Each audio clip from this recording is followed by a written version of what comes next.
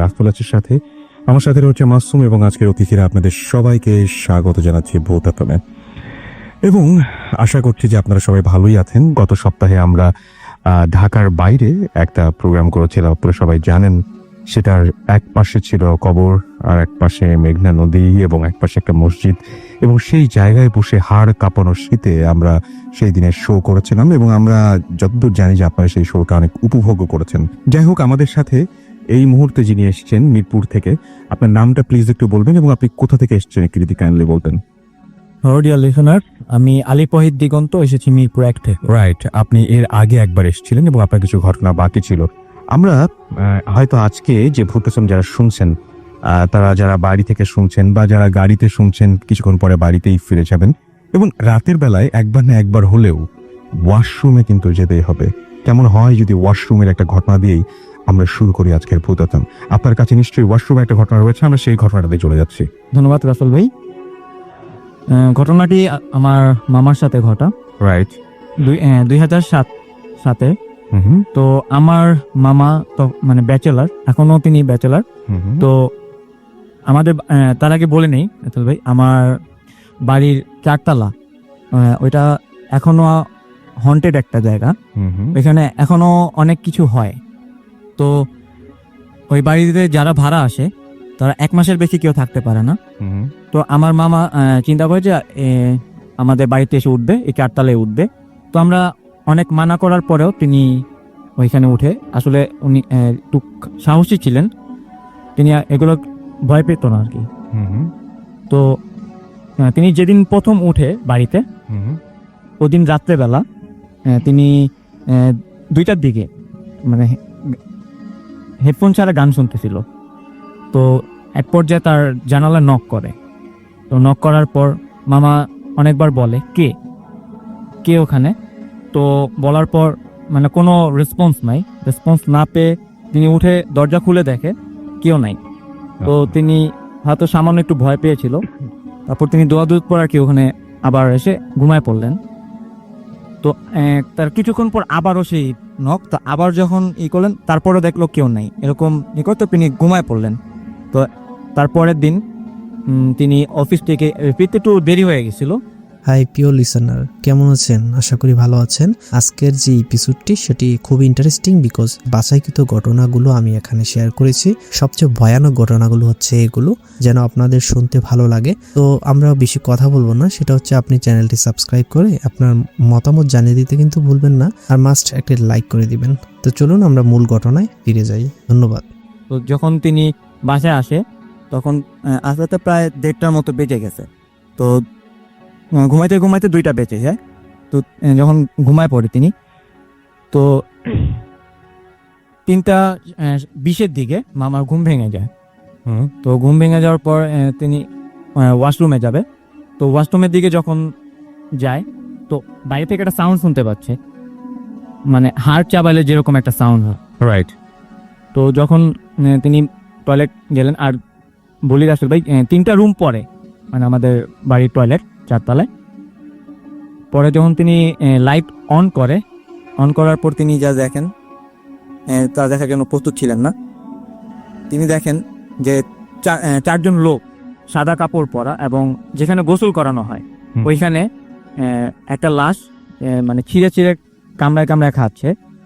তো এটা দেখার পরে যখন লাইট জ্বালানোর পরে তখন ওই যারা এগুলো খাচ্ছিল ওদের খাতো খুব মানে ডিস্টার্ব ফিল হয়। তারপরে খুব মানে রাগান্বিত চোখে মামার দিকে তাকায়। তারপর তিনি ওইখানে সেন্সলেস ও পড়ে যায়। তো পরের দিন সকালবেলা আমাদের কাজের গুয়া এখানে যে দেখে মামা সেন্সলেস অবস্থা পড়ে আছে। তারপরে মামাকে সবাই নিয়ে ঘরে যায়। ঘরে যাওয়ার পর একটা হুজুর ডাকে, আমার বড় মামা যিনি ছিলেন তিনি আমাদের মসজিদ থেকে একটা হুজুর ডাকার পর যখন তার মানে সেন্স আসে, তো তারপরে মানে তিনি একটু অস্বাভাবিক আচরণ করতেছে। মানে দেখার পরে তিনি কাঁথা মুড়ি দিয়ে কাঁথার নিচে মানে গঙ্গাইতেছে। তো এটা করার পরে আবার ভালো মতো হুজুর পানি পড়া দিল, তার ঝাললো। তার কিছুদিন পরে আর মামা সুস্থ হয়ে গেছে। আচ্ছা, এই ছিল আপনার ঘটনা। তো আমি একটা কথাই বলবো যে আপনি বাথরুমে গিয়ে আপনার বাসার যে ওয়াশরুম, সেই ওয়াশরুমে আপনার অনেক পরিচিত ওয়াশরুম, সেই ওয়াশরুমে যদি দেখেন যে এরকম কিছু মানে অচেনা লোক এবং একটা লাশ সেখানে শুয়ে আছে, না হলো যে সেই লাশটা ছিঁড়ে ছিঁড়ে খাচ্ছে, কিন্তু এইরকম একটা দৃশ্য যদি দেখেন বা শুধুমাত্র একটা লাশই যদি দেখেন আপনার বাথরুমটা খুলে, আমি তার ঘটনাটি একটু তার মতো করে পড়ে শোনাচ্ছি। তিনি লিখছেন, হ্যালো রাসেল ভাই, আমি লিমন চিটাগংয়ে থাকি। এই ঘটনাটি ঘটেছে 1 বছরের বেশি সময় আগে, 2013-তে। তখন আমরা বগুড়া ছিলাম। আমি ছোট থেকে বড় হয়েছি ক্যান্টনমেন্টে, বাট ওইবার আব্বু একটা মিশনে বিদেশে চলে যাওয়ায় আমাদের ক্যান্টনমেন্টের বাইরে বাসা নিয়ে থাকতে হয়েছিল। একদিন রাত প্রায় 1টা বাজে, তখন আম্মু ব্লাড প্রেশার বেড়ে যায় এবং আমার আম্মুর হাই ব্লাড প্রেশার ছিল। দেন আমি আম্মুকে নিয়ে ওই রাতেই 1টার দিকে, তখন 1টার মতো বাজে এরকম একটা সময়, আমাদের ক্যান্টনমেন্টের একটা হসপিটালে যাই এবং ডক্টর আসেন।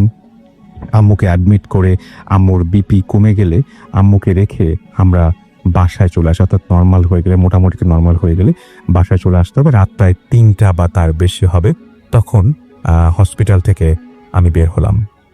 ক্যান্টনমেন্ট থেকে বের হয়ে হাই রোডটা ক্রস করে আমাদের বাসায় যেতে হলে অনেকটা লম্বা একটা সরু রাস্তা দিয়ে যেতে হয়। ওই সরু রাস্তাটার কাছে যেয়ে পকেট থেকে মোবাইলটা বের করে ফ্ল্যাশ লাইট ধরে দেন যাবো ভাবছিলাম, বাট পকেটে হাত দিতেই দেখি মোবাইলটা নেই। সেটা আমি আম্মুকে দিয়ে এসেছি। গভীর অন্ধকার রাত, মেবি তখন অমাবস্যা ছিল। উপায় না পেয়ে আমি হাঁটতে শুরু করলাম। অনেকক্ষণ হাঁটার পর ফিল করলাম কেউ হয়তোবা আমাকে ফলো করছে। আমি পিছনে ফিরে তাকাতেই দেখি কেউ নেই। আবার আমি হাঁটতে থাকি। তখন হঠাৎ পচা মাছের একটা গন্ধ স্পষ্ট আমি অনুভব করি। সেম আগের মতোই কেউ আমাকে আবারও ফলো করছে। এবার পেছনে তাকিয়ে কাউকে দেখতে পেলাম না, বাট আমার বাম পাশে একজন লোককে দেখতে পেলাম। দেখে আমি চমকে উঠি, কারণ পচা মাছের গন্ধটা তার শরীর থেকে আসছে। ভয়ে আমি মনে মনে সূরা ইখলাস পড়তে থাকি, বাট ক্লিয়ার করে পড়তে পারছিলাম না। ভয়টা তখন আরও বেড়ে গেল। কিছুক্ষণ হেঁটে যেতেই এক বাড়ির বাইরে লাইট জ্বালানো ছিল, সেটার আলো পড়ল রাস্তায়। অবাক করা বিষয় হচ্ছে ওই লাইটের আলোয় আমার বাম পাশের সেই দেয়ালে ছায়াটা দেখা যাচ্ছে এবং আমরা দুজনেই হেঁটে যাচ্ছিলাম, কিন্তু দেয়ালে জাস্ট একজনের ছায়া ছিল। ভয়ে আমার হাঁটার শক্তি একদম নেই বললেই চলে। আর একটু হেঁটে গেলেই বাম পাশের রাস্তায় আমাদের বাসা, কিন্তু আমি হাঁটতেই পারছিলাম না। তবুও দেখি সেই লোকটা আগেও আমার থেকে যে ডিস্টেন্সে ছিল এখনো সেই ডিস্টেন্সেই আছে। দ্যাট মিনস যে আমি যে আস্তে আস্তে হাঁটছি, সেও আমার সাথে ঠিক একইভাবে তাল মিলিয়ে আস্তে আস্তে হাঁটছে। সামনে যাওয়ার পর রাইট সাইডে একটা বাড়িতে গরুর গোয়াল ছিল এবং আমি শুনেছিলাম যে এই গরুর গোয়ালটা অনেক বেশি নিরাপদ এবং এইখানে এ ধরনের কোনো কিছুর আক্রমণ করতে পারে না। অনেকটা সাহস করেই দৌড় দিয়ে গরুর গোয়ালের ভেতরে ঢুকি। এইবার আমি বুঝতে পারি ওই পচা মাছের গন্ধটা যায়নি, আশেপাশে আছে। আমি যতগুলো সূরা মুখস্থ ছিল সবগুলো পড়েই এবং পড়া ট্রাই করছিলাম। তখন আমার 2টা ভয় একসাথে কাজ করছিল। এক, ওই লোকটা যার বডি থেকে পচা মাছের গন্ধ এবং আমাকে ফলো করছে। 2, আমার সাউন্ডে গরু ডাকাডাকি করলে গরুর মালিক হয়তো বাইরে বেরিয়ে আসতে পারেন এবং তিনি আমাকে চোর ভেবে হয়তো। যাই হোক, এই 2টা ভয় একসাথে আমাকে ভীতু করে দিচ্ছিল। আমার শরীর থেকে অনবরত ঘাম ছুটতে লাগলো। আমি ওইখান থেকে নড়াচড়া না করে জাস্ট সূরা পড়তে লাগলাম। আর ওই লোকটা দেখতে না পেলেও তার স্পষ্ট উপস্থিতি যে আমার আশেপাশে রয়েছে আমি বুঝতে পারছিলাম। চারিদিকে পরিবেশটা ভার হয়ে গেছে মনে হচ্ছিল। এভাবেই অনেকক্ষণ পার করার পর আজানের শব্দ পেলাম এবং আজানের শব্দে আমার সাথে সাথেই ওই পচা মাছের গন্ধটা বা ভারী পরিবেশটা কিছুই আর থাকলো না। দেন আমি ওইখান থেকে বের হয়ে আমার বাসায় এসে তালা খুলে ভেতরে ঢুকলাম। অ্যান্ড তারপর আমার আর কিছুই মনে নেই। বাসায় আপু ছিল, কিন্তু ঘুমিয়েছিল। সকালে 10টার দিকে চোখ খুলে দেখি আপু আমার মাথায় পানি ঢালছে অ্যান্ড আমাকে জিজ্ঞেস করছে আমি গেটের সামনে এসে ঘুমিয়েছিলাম কেন। আমি বলেছিলাম মাথাটা ঘুরে উঠেছিল, তাই এখান থেকে আর যেতে পারিনি। ওই দিন আমার খুব জ্বর হয়েছিল এবং এই ঘটনা আমি কাউকেই বলিনি, কিছুক্ষণ কেননা আম্মু যদি আবার কোনোদিন রাতে এরকম ভাবে কোনো অসুস্থ হয়ে যায় তাহলে হয়তো এই ঘটনা জানার পরে তিনি হসপিটালে যেতে চাইবেন না। আমাকে লিখেছেন এই ঘটনাটি চিটাগং থেকে, আমি একবার বলেছি, তারপর আরেকবার বলছি। শেহের আলী, আচ্ছা আমি লিমন বলেছিলাম, ইমন হবে, চট্টগ্রাম থেকে তিনি এই ঘটনাটি লিখেছেন। অনেক ধন্যবাদ আপনাকে ঘটনা পাঠানোর জন্য। কোনো একদিন হয়তো আপনার সাথে দেখা হয়ে যাবে স্টুডিওতে। এনিওয়েজ, আমরা চলে যাব আমাদের পরবর্তী অতিথির কাছে এবং আমরা আপনার কাছে একটা ঘটনা জানতে চাই। আপনি নতুন এসেছেন একেবারে ভূত এফএম, আপনার নামটা একটু প্লিজ বলবেন এবং আপনি কোথা থেকে এসেছেন? রাসেল ভাই, আমি জাহিদ, আমি এসেছি ধানমন্ডি থেকে। শুনি আপনার ঘটনা। আমার জীবনে বেশ কিছু ঘটনা ঘটে যায়। আমি এখন আজকে যে ঘটনাটা আপনার সাথে শেয়ার করব, এটা আমার যে জীবনে ঘটে যাওয়া 2010 সালের একটি ঘটনা। আমি তখন সদ্য সেটি প্রাইভেট বিশ্ববিদ্যালয় থেকে ডিগ্রি নিয়েছি। প্রাইভেট বিশ্ববিদ্যালয়, অ্যাকচুয়ালি বাংলাদেশের প্রাইভেট বিশ্ববিদ্যালয়গুলো দেখতে মানুষ যেটা মনে করে যে ডিগ্রিগুলোকে মানুষ মনে করে খুবই মানে হেনপেনা একটা ডিগ্রি। তো সেই কারণে চিন্তা করলাম যে দেশের বাইরে গেলে কেমন হয়, যেইভাবে সেই কাজ অ্যাপ্লাই করা এবং ভিসা হয়ে গেল। তো ইউকে ভিসা পেলাম। আমার দিনটির কথা স্পষ্ট মনে আছে। দিনটি ছিল শনিবার, 2010-এর শেষের দিকে, এমনই কোনো একটা দিন। আমি আমার হাতে আমার ভিসা পাওয়ার পর আমি একটু প্রচণ্ড খুশি। আমি চিন্তা করলাম যে শেষ পর্যন্ত পেয়ে গেলাম ভিসা, এবং আমি চলে যাচ্ছি দেশের বাইরে। এটা ভাবতেই খুব খারাপ লাগছিল, মিস করতেছিলাম আমার গ্রামটাকে। অ্যাকচুয়ালি আমি আমার জন্ম ঢাকা জেলার একটি নিভৃত পল্লীতে, ধামরাইতে। এটা ঢাকা জেলা শহর থেকে প্রায় 36 মাইল দূরে একটি গ্রাম। তো আমার ভিসা পাওয়ার সাথে সাথে আমি আম্মুকে মিস করতে শুরু করলাম। চিন্তা করলাম যে আজই আমি বাসায় যাব আম্মুর সাথে দেখা করতে। যাওয়ার আগে দেখা করতে চাই। অ্যাকচুয়ালি যাওয়ার আগে অনেকগুলো দিন সময় ছিল, কিন্তু মানে আমি চাচ্ছিলাম যে আজই দেখা করতে। আচ্ছা। দেশের বাইরে যাওয়ার খবর নাকি আকাশে বাতাসে উড়ে বেড়ায়। আমার ফ্রেন্ডরাও খবর পেয়ে গেল এবং সবাই আমার বাসায় ভিড় করতে লাগলো। তো ফ্রেন্ডদের সময় দিতে দিতে আমার অনেকটা সময় পার হয়ে গেল। রাত প্রায় 8টা বাজে। আমাকে আমার এলাকার শেষ বাসটা ধরতে হবে। তো আমি ওদেরকে কোনো মতে বিদায় করে আমি আমার ব্যাগ গুছিয়ে রওনা দিলাম গাবতলী বাস স্ট্যান্ডের উদ্দেশ্যে। তো বাস স্ট্যান্ডে পৌঁছে আমি অবাক বনে গেলাম, দেখলাম যে আমার এলাকার শেষ বাসটা চলে গেছে। কিন্তু কি আর করার, আমাকে যেতেই হবে আমার গ্রামে। তো আমি মানিকগঞ্জগামী একটা বাসে উঠে বসলাম। চিন্তা করলাম পথিমধ্যে একটা স্টেশন আছে কালামপুর নাম, সেখানে নেমে অন্য কোনো ভেহিকেল বা অন্য কোনো যানবাহন জোগাড় করে আমি আমার এলাকায় চলে যাব। তো যেভাবে সেই কাজ, আমি রাত 11টা বাজে আমি পৌঁছালাম হচ্ছে কালামপুর বাস স্ট্যান্ডে। ও কালামপুর পথে আমি আরও অবাক বনে গেলাম যে কোনো যানবাহন আমি পাচ্ছি না। আমার এলাকাগামী কোনো লেগুনা কিংবা কোনো টমটম কোনো ধরনের, কিংবা কোনো সিএনজি কোনো ধরনের যানবাহন নেই। তো ঘটনার পরিক্রমায় আমার ওখানে দেখা হয়ে গেল একটা ফ্রেন্ডের সাথে। যাই হোক, সেই গল্প আর বলছি না, গল্প ছোট করছি। খুব কষ্টে একটা যানবাহন জোগাড় করলাম, সেটা যাবে সাটুরিয়ার দিকে। তো আমি সেটাই করে রওনা দিলাম আমার এলাকার উদ্দেশ্যে। আমি গিয়ে নামলাম কাউলিপাড়া নামের একটা স্ট্যান্ডে। পৌঁছতে আমার তখন প্রায় রাত 1:45 থেকে 1টা বেজে গেছে। আমি স্ট্যান্ডে নেমে দেখি চারিপাশে কেউ নেই, সব দোকানপাট বন্ধ, ইভেন স্ট্যান্ডের নাইট গার্ড পর্যন্ত নেই। সো আমি ভয় পাচ্ছিলাম, একটু নয় অনেকই ভয় পাচ্ছিলাম যে আমি একা। আর বেসিক্যালি আমি ওই মুহূর্তে মানে ভাবতে পারছিলাম না যে আমি কি করব। সেখান থেকেও আমার গ্রামের দূরত্ব প্রায় 10 থেকে 12 কিলোমিটার।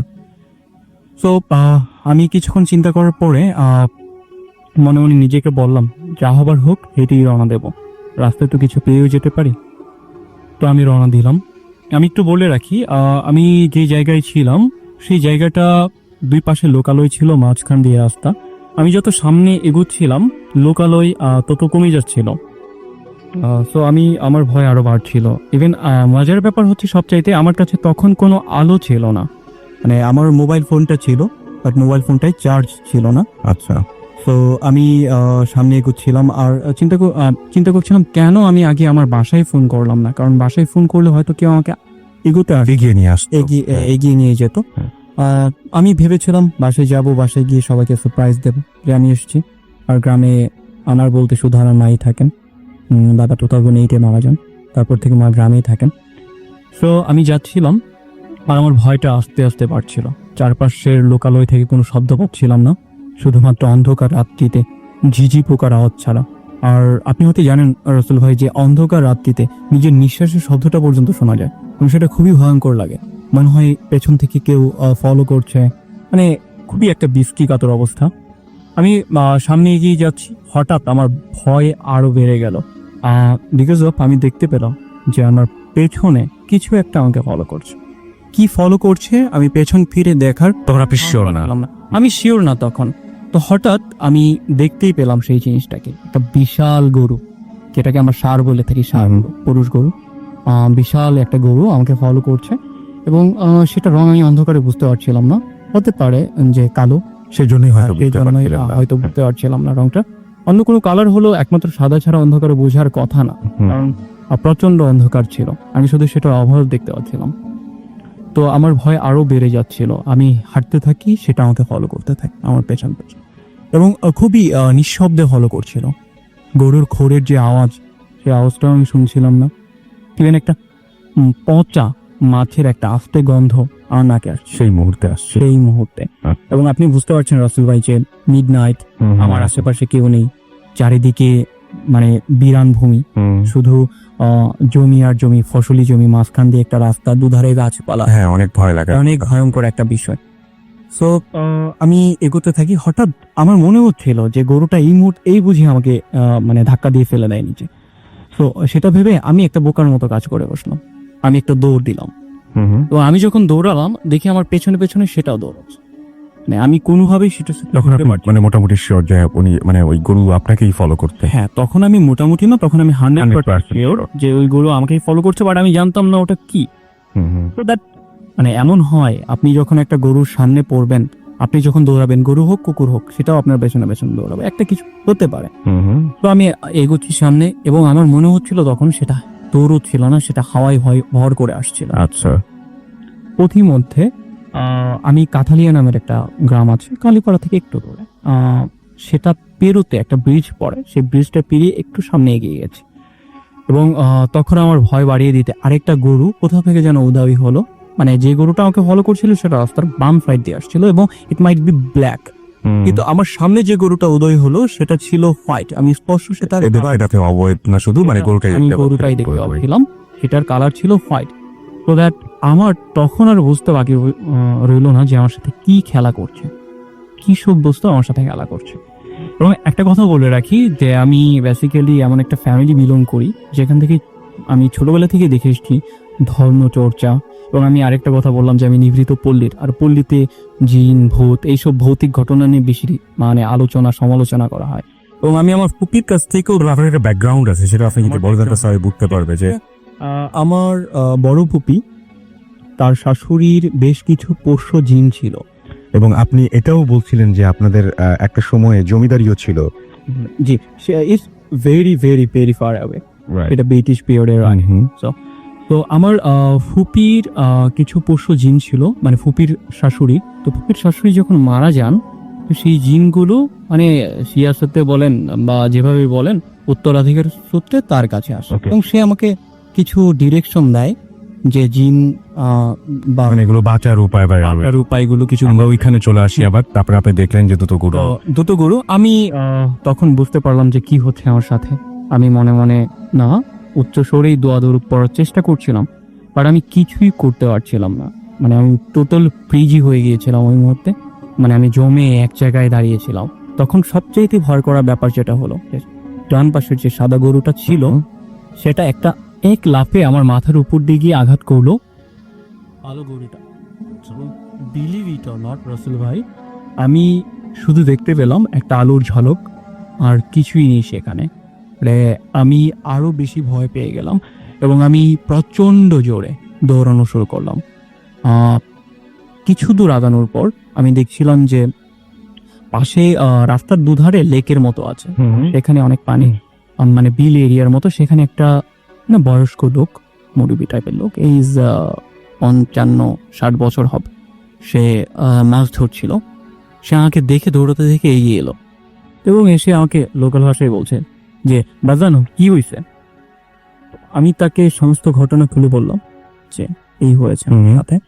তো সে আমাকে যেটা বললো সেটা শুনে আমার ভয় কিছুটা কমলেও মানে আমি তারপরেও ভয় পেতে শুরু করলাম। সে বললো যে বাজান চিন্তার কিছু নাই, খারাপ জিনিসটা আর আইবা না, খারাপ জিনিসটা চলে গেছে, কিন্তু আপনি এমন কিছু কইরেন না যেটার লিগা আপনার লিগা অন্য কারো কষ্ট পাইতে হয়। তো আমি তার কথা কিছুই বুঝতে পারলাম না, তারপরেও মাথা হেলালাম যে আমি হ্যাঁ তার কথা বুঝেছি। সে বললো যে বাজান আপনি কই যাইবেন, আমি আমার গ্রামের নাম বলতেই সে বললো যে আমি আপনার গ্রামের আগের গ্রামে থাকি। আমি লিসেনার্স আমি আমার গ্রামের নামটা বলছি না কিংবা আগের গ্রামের নামটাও বলছি না, I am sorry for that. So সে বললো যে আমি আপনার গ্রামের আগের গ্রামে থাকি, তার সাথে চলুন এগিয়ে দিয়ে আমি আসার জন্য আর কি। এগিয়ে দিয়ে আসি।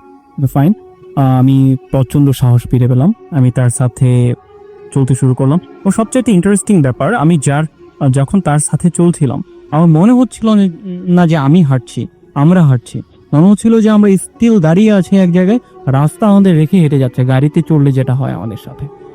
সো দ্যাট যতটুকু সময় আশা করেছিলাম তার অর্ধেক সময়ে আমরা আমাদের ডেস্টিনেশনে পৌঁছে গেলাম। ওকে।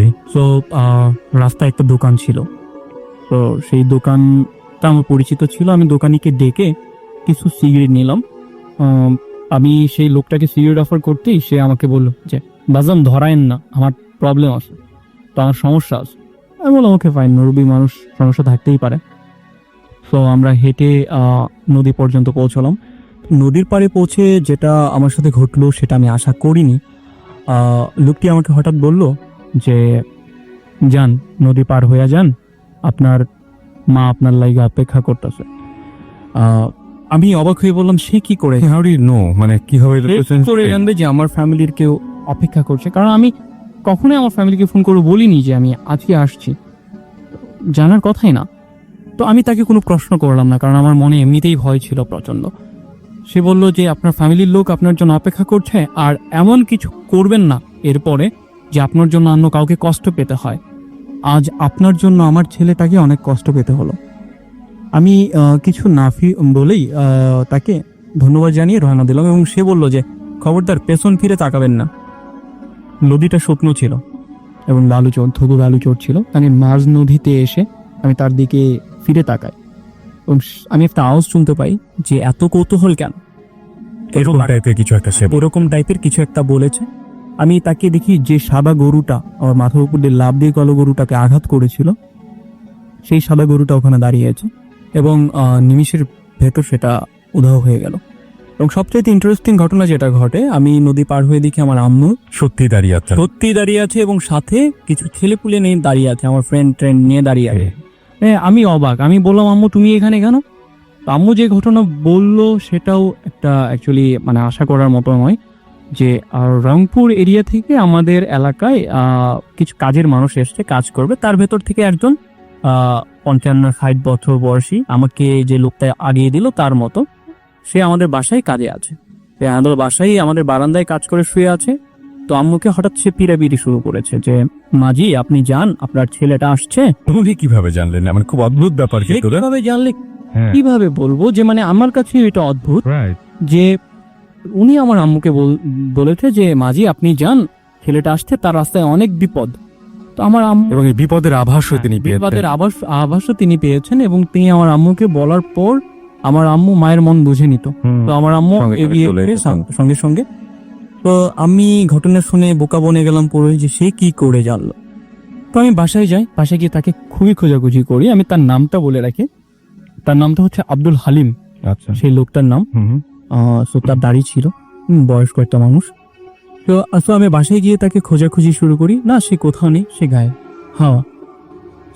আমার প্রচন্ড জ্বর হয়, আমি প্রচন্ড জ্বরে ভুগি, কোনো ওষুধে কোনো কিছুতেই আমার কাজ হয় না, জ্বর যাচ্ছিল না। হঠাৎ 2 দিন পর হালিম কোথা থেকে যেন আবার উদয় হচ্ছে। হ্যাঁ, এবং কাজ করছি যথাযথ আমাদের বাসায়, এবং হালিমের দেয়া পানি পড়া, ঝাড়ফুঁক। সে কোথায় গিয়েছিলেন উনি এই সমস্ত ব্যাপারে কি বলেন? আচ্ছা, সে কোথায় গিয়েছিলেন কিছুই বলেনি। জিজ্ঞেস করা হয়েছিল যে সে কোথায় যেন কাজ করতে গিয়েছে। ওকে।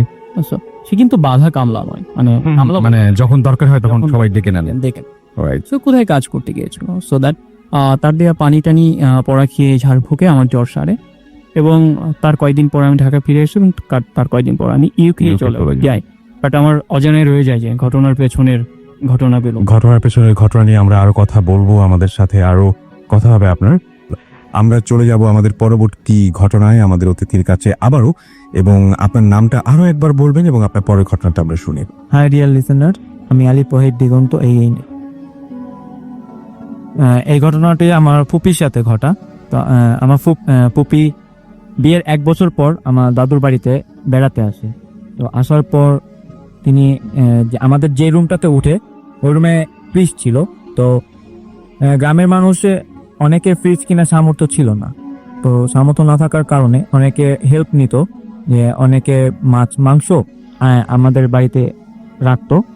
তো ওই দিন সন্ধ্যাবেলায় আমাদের পাশের বাড়ির এক অতিথি তিনি সন্ধ্যার সময় ইলিশ মাছ নিয়ে কেটে মানে সন্ধ্যার দিকে আমাদের বাসায় নিয়ে আসে, আচ্ছা, মানে রাখার জন্য ফ্রিজে। তো আমার ফুপি ছিল, তো ফুপি ওই মাছটা নিয়ে ফ্রিজে রাখে।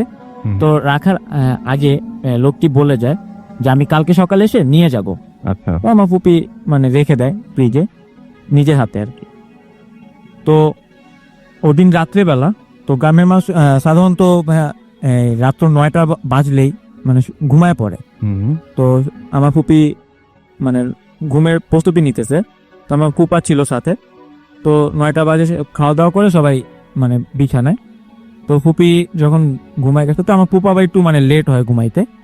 তো উনি ঘুমিয়ে পড়ছে। তো ঘুমের মধ্যে স্বপ্নে দেখতেছে যে ভোর হয়ে গেছে, আর যে লোকটি তাকে মাছ রাখতে দিছিল, তো সেই লোকটি আসতে দরজা নক করতেছে এবং তার নাম ধরে ডাকতেছে। তো ঠিক ওই মুহূর্তে ফুপির ঘুম ভেঙে যায়, দেখে সত্যি সত্যি দরজা নক হচ্ছে এবং তার নাম ধরে শুধু একবার ডাকতে আছে, তারপর সে নক করতেছে। তো আমার ফুপি উঠে দরজা খুলতেছে, কারণ মনে করছে যে সকাল হয়ে গেছে। তো সে দরজা খুলে, দরজা খোলার পর যেটা দেখে ভাই, একটা সাদা কাপড় পর এক মহিলা, মানে তার বিভৎস চেহারা, তার মানে মুখে ব্লাড লেগে আছে, তার এক চোখ আসে আরেক চোখ বের হয়ে আছে। এটা দেখার পরে সে ওইখানে একটা চিৎকার দেয়, চিৎকার দিয়ে ওইখানে সেন্সলেস পড়ে যায়। তো আমার ফুপা ঘুম ভেঙে যায় তার চিৎকার শুনে। তো ফুপা উঠে দেখে, তো ঘড়ির দিকে তাকায়, তখন বাজে হচ্ছে 12টা 5। তো ওই মুহূর্তে আর কিছু না বলে বাড়ির সবাইকে ডাক দেয়। ডাক দেওয়ার পর মানে সবাই আসে। তো ফুপিকে মানে মাথায় পানি টানি ঢালে। তো ঠিক 2:30টার দিকে ফুপি মানে সেন্স আসে। তো আসার পর ওই রাত্রে আর মানে কোনো কিছু করেনি, তো ওই মুহূর্তে ঘুমায় পড়ছে। তো পরের দিন সকালবেলা মানে জানে কাহিনীটা, সবাই শুনে ফুপির কাছ থেকে। তো ওই দিন মানে ফুপির খুব জ্বর ছিল। তো তারপরের দিন ওই লোকটা আসে মাছ নিতে। তো ফুপির জ্বর থাকার কারণে তো আমার ফুপা যিনি, তো উনি আর কি ফ্রিজ থেকে মাছ বের করতে যাবে। ঠিক ওই মুহূর্তে দেখে ভাই মানে ফ্রিজের কোথাও ওই মাছ মানে ইলিশ মাছ যে রেখে গেছিল ওই মাছ নেই। ওই মাছের আজও পর্যন্ত ভাই ওই মাছের কোনো খবর পাওয়া যায়নি। ওকে, আপনি একটা মানে আপনি যেটা বলছিলেন সেটা পানি নিচে একটা ঘটনা বলছিলেন, সেটা বলতে চাচ্ছিলেন। ওকে, আমরা সেই ঘটনাটা শুনলে আমি ওইটার জন্য বধির আগ্রহে আছি। সেই ঘটনাটা অনেক ভালো ছিল। তিনি যে আমাদের ঘটনার সূত্রপাত আবার এক বন্ধুকে নিয়ে, সে প্রথমে ভালো ছিল কিন্তু পরে নানান ভাবে সে নেশায় আসক্ত হয়ে পড়ে। হঠাৎ করে আমরা তার কোনো খোঁজ খবর পাচ্ছিলাম না। 3 দিন পর হঠাৎ করে দুপুরবেলা আমাদের এলাকার একটি নদীতে তার সন্ধান মেলে মৃত অবস্থায়। লাশটা ফুলে ভেসে উঠেছিল। নদীর পানি ছিল হাঁটু পর্যন্ত। এত কম পানিতে কিভাবে যে সে ডুবলো তা আজও আমরা বুঝতে পারিনি। তার শরীরে আঘাতের কোনো চিহ্ন ছিল না। তার কবর কাটার দায়িত্ব পড়ে মামুন, ইন্তা ও আমি এই 3 জনের ওপরে। কবর দেয়া হবে বাদ ঈশা। আমরা বাদ আসর কবর কাটা শুরু করলাম। মাগরিব পর্যন্ত কবরের দেয়াল চেথে সমান করা ছাড়া বাকি কাজ শেষ।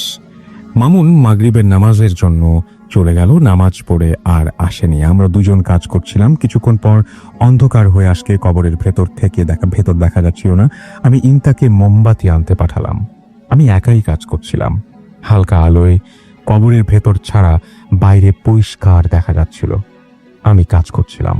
হঠাৎ শুকনো পাতার খসখস আওয়াজ শুনলাম। ভাবলাম মোমবাতি নিয়ে আসছে হয়তো মামুন, কিন্তু কাউকে দেখলাম না। আমি আবার কবরের ভেতর বসে কাজ শুরু করলাম। তারপর বুঝতে পারলাম যেই রাস্তা দিয়ে মোম নিয়ে আসবে তার বিপরীত দিক থেকে শব্দটা আস্তে আস্তে এগিয়ে আসছে।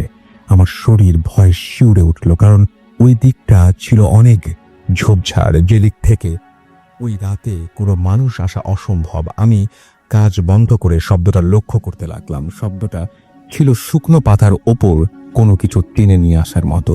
একটু পর বুঝলাম শব্দটা আমার কাছে চলে এসেছে। আমি খুব সাহস করে কবরের ভেতর থেকে মাথাটা আবার উঠিয়ে ওই বস্তুটা দেখেই বসে পড়লাম। আমি দেখলাম আনুমানিক 3 ফিট ব্যাসের একটা সাপ কবরের পাশ দিয়ে অতিক্রম করছে, এবং সাপটা কত লম্বা ছিল তা ভয়ে দেখতে পারিনি। আমি আরো ভয় পেয়েছিলাম সাপটার অসম্ভব বড় ফনা দেখে। মনে হলো সাপটি রেগে হয়তো ফনা তুলেছে, এরকম একটা ব্যাপার। ওটা দেখেই চোখ বন্ধ করে বসে পড়লাম এবং সাপটি কবরের পাশ দিয়ে যাওয়ার শব্দ পাচ্ছিলাম। একটু পরেই হঠাৎ আমাকে ডাকার শব্দ পেলাম। তাকে দেখলাম ইন্তা মোমবাতি নিয়ে এসেছে। তবে মামুন বলেছিলাম ইন্তা, এবং ওকে বললাম 30-40 সেকেন্ড আগে এই কবরের পাশে মোটা একটা সাপ দেখেছিস? ও বলল কই না তো। ওকে আমি জিজ্ঞাসা করলাম তুই অন্ধকারে ঠিক দেখেছিস তো?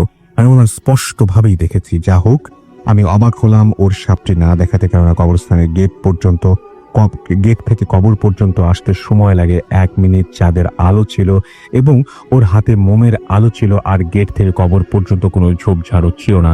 ওর না দেখাটা আমার কাছে খুবই আশ্চর্যজনক লাগলো। এবং আরো অবাক করার বিষয়টি হলো সাপটি এত বড় হওয়া সত্ত্বেও এত অল্প সময়ের মধ্যে হারিয়ে গেল।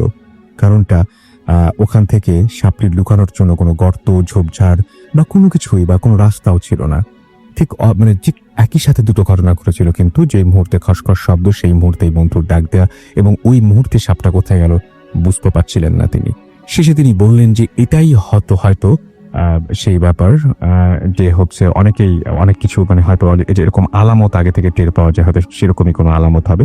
এবং তিনি পরে সবাইকে নামাজ পড়ার জন্য অনুরোধ করেছেন এবং তিনি শেষ করেছেন ঘটনাটা এইভাবেই, এবং লিখেছেন আমি সাকিব নাজনুল শরীফ শিশির, ভূপ্রথমের অনেক বড় ভক্ত, কোনো এপিসোড মিস করি না। এই প্রথম ঘটনা পাঠালাম, প্লিজ পড়বেন। আমি ঘটনাটা পড়ে ফেললাম। থ্যাংক ইউ সো মাচ আমাদের ঘটনা পাঠানোর জন্য। আমাদের আরো একটা বিরতিতে যেতে হবে, এবং বিরতির পরে তো আমাদের মানে খুব ভালো একটা অডিও ক্লিপ রয়েছে, রাইট? সুতরাং সেই অডিও ক্লিপটি আমাদের পাকিস্তান লিসনার, এটা কি ইন্ডিয়া থেকে এসছে বোধহয়, অর্থাৎ ইন্ডিয়া থেকে আমাদের একটা অডিও ক্লিপ এসছে, সেটা আমরা কিছুক্ষণের মধ্যে প্লে করব। হাই প্রিয় লিসনার, কেমন আছেন? আশা করি ভালো আছেন। আজকের যে এপিসোডটি সেটি খুব ইন্টারেস্টিং বিকজ বাছাইকৃত ঘটনাগুলো আমি এখানে শেয়ার করেছি। সবচেয়ে ভয়ানক ঘটনাগুলো হচ্ছে এগুলো, যেন আপনাদের শুনতে ভালো লাগে। তো আমরা বেশি কথা বলবো না, সেটা হচ্ছে আপনি চ্যানেলটি সাবস্ক্রাইব করে আপনার মতামত জানিয়ে দিতে কিন্তু ভুলবেন না, আর মাস্ট একটা লাইক করে দিবেন। তো চলুন আমরা মূল ঘটনায় ফিরে যাই। ধন্যবাদ। ভাই, আমি অভিরূপ ত্রিপুরা থেকে বলছি। আমি যে ঘটনাটি আজকে বলবো সেটা আমার দিদার সাথে ঘটা। সম্পূর্ণটাই আমার দিদার মুখ থেকেই শোনা। তো ওদের বাড়ি ছিল কুমিল্লা ডিস্ট্রিক্টে কোনো একটা জায়গায়। টাইমটা ছিল অ্যারাউন্ড 1945 to 1950। আমার দিদার মার ডেলিভারি হওয়ার পর একটা সন্তানও টিকত না, সবগুলো প্রায় মরা অবস্থায় জন্ম নিয়েছিল। এটা নিয়ে তাদের বাড়িতে প্রচণ্ড অশান্তি ছিল।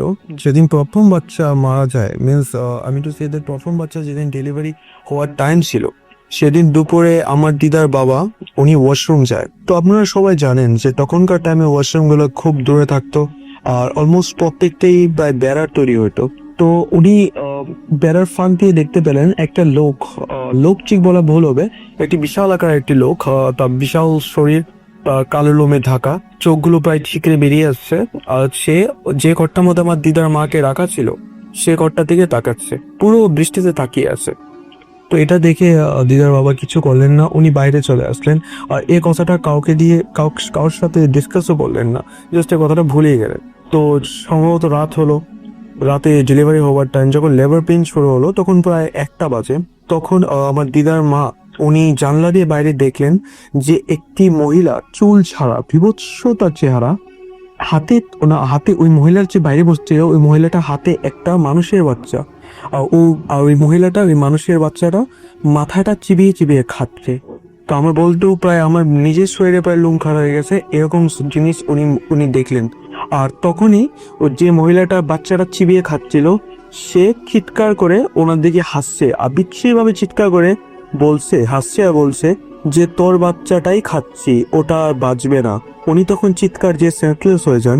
সেন্স আসার পর ঠিক টাইম মতো ডেলিভারি হয় সেই রাতেই, বাট সত্যি কিন্তু সে বাচ্চাটা মারা যায়। উনি মরা বাচ্চা জন্ম দেন, আর ওই বাচ্চার গলায় হাতের দাগ স্পষ্ট পরিমাণে থাকে। জানি না আপনারা বিশ্বাস করবেন কিনা, বাট এটা সবাই যারা যারা ছিল ওরা সবাই দেখেছে যে বাচ্চাটা গলার মধ্যে নাকি গলার টিপে ফেললে যেরকম একটা দাগ বসে সেরকম একটা দাগ বসেছিল। তো প্রায় প্রত্যেকবারই যখন ডেলিভারি হয় তখনই আমার দিদার মা একই মহিলাটাকে দেখতে পান, আর প্রায় একইভাবে সেই মহিলাটা বিচ্ছিরিভাবে হাসে আর বিচ্ছিরিভাবে বলে যে তোর বাচ্চা বাঁচবে না, তোর বাচ্চাটাকে আমি মেরে দেবো। আর প্রত্যেকবারই মরা বাচ্চা জন্ম হয়। যখন সপ্তমবার ডেলিভারি হয়, মিনস যখন ডেলিভারি হওয়ার টাইম, তো সে সময়কার এটা কথা বলছি, তো তখন আমার দাদু ওই মহিলাটাকে দেখতে পান, প্রথমবার ওই মহিলাটাকেই দেখতে পান। আর ওই মহিলাটা আমার দাদুকে আসেও একই জিনিস বলে যে তোর বাচ্চা বাঁচবে না। তখন তিনি এইসব ওঝার কাছে যান। ওঝা বাড়িতে আসে, বাড়িতে এসেই বুঝতে পারে যে something is wrong over there, আর সে কারণটাতেই বাচ্চাটা থাকছে না। তো অ্যাকচুয়ালি কি হয়েছে, যে ঘরটাতে উনি থাকতেন, তো সে ঘরটার মধ্যে এই ঘরটি পজেস ছিল, আর এই ঘরটির মধ্যে একটি পেতনি থাকতো। তো গ্রাম অঞ্চলে যারা আপনারা শুনছেন, ওরা হয়তোবা যারা গ্রাম অঞ্চলে থাকেন তারা পেতনি বুঝতে পারবেন যে পেতনি কাকে বলে। শহরে অনেকে হয়তোবা বোঝে না, ঢাকা ডিস্ট্রিক্ট বলুন বা শহরের বড় বড় জায়গায়, কলকাতা সাইডের জায়গাতে হয়তোবা তারা পেতনি বোঝে না, বাট গ্রাম অঞ্চল থেকে যারা শুনছেন তারা হয়তোবা বুঝতে পারবেন যে বাড়িতে একটি পেতনি আছে। উনি আমার দিদার মাকে পজেস করে আছেন, যে ওনার মিনস দিদার মার ক্ষতি করতে চান, আর কোনো একটা কারণে ক্ষতি করতে পারছেন না, আর যে কারণেই বাচ্চাটি একটা বাচ্চাও বাঁচে না, সবগুলো বাচ্চা মরা হয়। তো যখন 7th টাইম ডেলিভারি হয় তখন আমার দিদার জন্ম হয়, ঠিক আছে, তখন দিদার জন্ম হয়। বাট প্রবলেমটা কি ছিল জানেন, সেদিন আমার দিদার মা উনি রাত্রেবেলা একইভাবে মহিলাটাকে দেখলেন, আর মহিলা কিন্তু সেদিন একটু অন্যরকম ছিল। মহিলাটা তার দিকে বিচ্ছিরিভাবে হাসছিল, চিৎকার করছিল, সবকিছু করছিল, কাঁদছিল, সবকিছু করছিল as exactly as before. But ওদিন হাতের মধ্যে কোনো বাচ্চা ছিল না। তো সেটা থেকে আমার দিদার মা উনি আশ্বস্ত হলেন, শি ফেল্ট শিওর যে এবার হয়তো আমার সন্তান বাঁচবে, ঠিক আছে, এবার সন্তান বাঁচবে। তো এইভাবে ডেলিভারি হলো, দিদার জন্ম হলো। বাট ঘটনাটা এই ছিল যে আমার দিদার মা ওই দিন ডেলিভারি হওয়ার টাইমে উনি মারা যান। ডেলিভারি হওয়ার টাইমে মারা যান, দিদা বেঁচে ওঠে। সো তারপর সবকিছু হলো, দাহ হলো, শ্রাদ্ধ শান্তি কীর্তন সবকিছুই হলো। কিন্তু তারপর থেকে তাদের বাড়ির মধ্যে প্রচন্ড একটা অশান্তি, প্রচন্ড একটা বিচ্ছিরি একটা পরিবেশের সৃষ্টি হয়। আমার দিদাকে নিয়ে প্রচন্ড প্রবলেম শুরু হয়, উনি পজেসড আচরণ করা শুরু করেন। টোটালি বোঝা যায়, ওনাকে দেখে বোঝা যায় যে কিছু দ্বারা উনি পজেসড আছেন। তো আমার দিদার বাবা যে উনি প্রচন্ড পরিমাণে টেন্সড হয়েছেন, ঠিক আছে, উনি ভয় পেতে শুরু করেন। সবসময় আমার দিদা একটা আচরণ, একটা অদ্ভুত টাইপের একটা আচরণ করেন। হ্যাঁ, কিছু একটা দেখে হয়তোবা চিৎকার করে চেঁচিয়ে ওঠেন, কিছু একটা দেখে চেঁচিয়ে ওঠেন। সবাই যখন রুমে যায় তখন দেখে কেউ নেই। তো একদিন আমার দিদার রাতেবেলা ঘরে ঘুমিয়েছিলেন, আমার দিদার বাবা উনি বাইরে গেছেন। তো উনি যখন বাইরে থেকে ঘরের মধ্যে ফিরছেন তখন তিনি অদ্ভুত দেখেন যে জিনিসটা তিনি দেখেছিলেন আমার দিদার মারা যাওয়ার দিন, মিনস ডেলিভারির দিন, সেই মহিলাটাকে তিনি আবার দেখতে পান। বিশাল আকারের মহিলাটা, একটা পা আম গাছের ডালে দেওয়া আর একটা পা ওনার ঘরের ছাদে দেখা। সে জাস্ট ব্যান্ড হয়ে, বুঝতে পারছেন, ব্যান্ড হয়ে আমার দিদা যে ঘরটাতে আছে শুয়ে আছে সে ঘরটার দিকে দেখছে, বিচ্ছিরিভাবে দেখছে। তো এটা দেখে দিদার বাবা প্রচন্ড পরিমাণে ভয় পেয়েছেন আর প্রচন্ড জোরে চিৎকার করে ওঠেন। যেটা শোনার পর ওই মহিলাটা যেটা দাঁড়িয়েছিল সেটা ওনার দিকে দেখে আর বিশাল বড় বড় চোখ করে দেখে আর বিচ্ছিরিভাবে চিৎকার দিয়ে বলে যে তোর বউকেও মেরেছি, এবার তোর মেয়েকেও মারবো, তোদের সবাইকেই শেষ করে দেবো। এটা শুনে উনি দৌড়ে ঘরে যান, গিয়ে দরজা বন্ধ করে দেন। তারপরে শুনতে পান বাইরে প্রচন্ড পরিমাণে ঝড় হচ্ছে, প্রচন্ড পরিমাণে জোরে কেউ চিৎকার দিচ্ছে, কেউ গুঙিয়ে গুঙিয়ে কাঁদছে, এমন সবকিছু শুনতে পান। ইভেন কি উনি দরজাতে নক পর্যন্ত শুনতে পান, যে প্রচন্ড জোরে যদি কেউ দরজা ধাক্কা দেয়, যোগেন্সে প্রচন্ড জোরে যদি কেউ দরজা ধাক্কা দেয় তখন বোঝা যাবে যে এটা মানুষ নয়, এটা অন্য কিছু ধাক্কা দিচ্ছে। এটা শোনার পর আমার দিদার বাবা উনি প্রচন্ড পরিমাণে টেন্সড হয়ে যান, that he left Bangladesh and he went for India. তো he settled over in Tripura. তো সেখানে যাওয়ার পরও আমার দিদার কিন্তু কোনো ইমপ্রুভমেন্ট হয়নি। উনি কিন্তু তখনও, মিনস উনি গ্রাজুয়ালি এজের দিক থেকে বড় হচ্ছেন, ঠিক আছে, বাট উনি মেন্টালি একটু অন্যরকম বিহেভ করছেন, অ্যাজ লাইক পজেস চাইল্ড যেরকম বিহেভ করে, জাস্ট লাইক দ্যাট। তো তখন উনি কি হতো, উনি সবাইকে চেঁচিয়ে বলতেন যে উনি সবসময় ঘরের কোণাটায়, ঠিক জাস্ট ঘরের কোণাটায় একটি মহিলাকে বসে থাকতে দেখেন, চুলগুলো ছাড়া থাকে, আলখালা টাইপের বড় সাদা রঙের একটা। এটা যখন উনি ওনার বাবাকে বলেন তখন ওনার বাবা ঠিক সিমিলারিটি বের করেন যে এটা সেই মহিলাটাই এখানে, ঠিক আছে, তো উনি দেখতে পান যখন সবাই দৌড়ে আসেন তখন কেউ দেখতে পায় না, শুধুমাত্র আমার দিদাই দেখতে পান যে ঘরের কোনার মধ্যে ওই মহিলাটা বসে আছে। ওনার আচরণ ঠিক আরো ডিটোরিয়েট করে, ওনার হেলথে প্রবলেম হয়, উনি দিনকে দিন শুকিয়ে যেতে থাকেন, এমন যেন কেউ ওনার ব্লাডটা সাক করে নিচ্ছে। ঠিক আছে, আমি জানি না আপনারা কতটুকু বুঝতে পারছেন, বাট এটা হাকিকত, এটা সত্যি কথা। তো একবার কি হলো যে আমার যে দিদার বাবা, ওনার এক বন্ধু ওনাকে প্রেস সাজেস্ট করলো যে বিহারে একজন বিশাল বড় একজন অ্যাস্ট্রোলজার মানে ওঝা টাইপের একজন আছে, উনি যাতে ওনাকে ওখানে নিয়ে যায়। ঠিক আছে, তো ওখানে ওনাকে নিয়ে যাওয়া হয়। তার মতো রাস্তায় যে প্রচন্ড প্রবলেম হয়, বিশাল প্রবলেম হয়, যে প্রবলেম বাধা তৈরি করা হয়, বাধা প্রচন্ড পরিমাণে বাধা সৃষ্টি করা হয়, তারপর ওনাকে ওখানে নিয়ে যাওয়া হয়।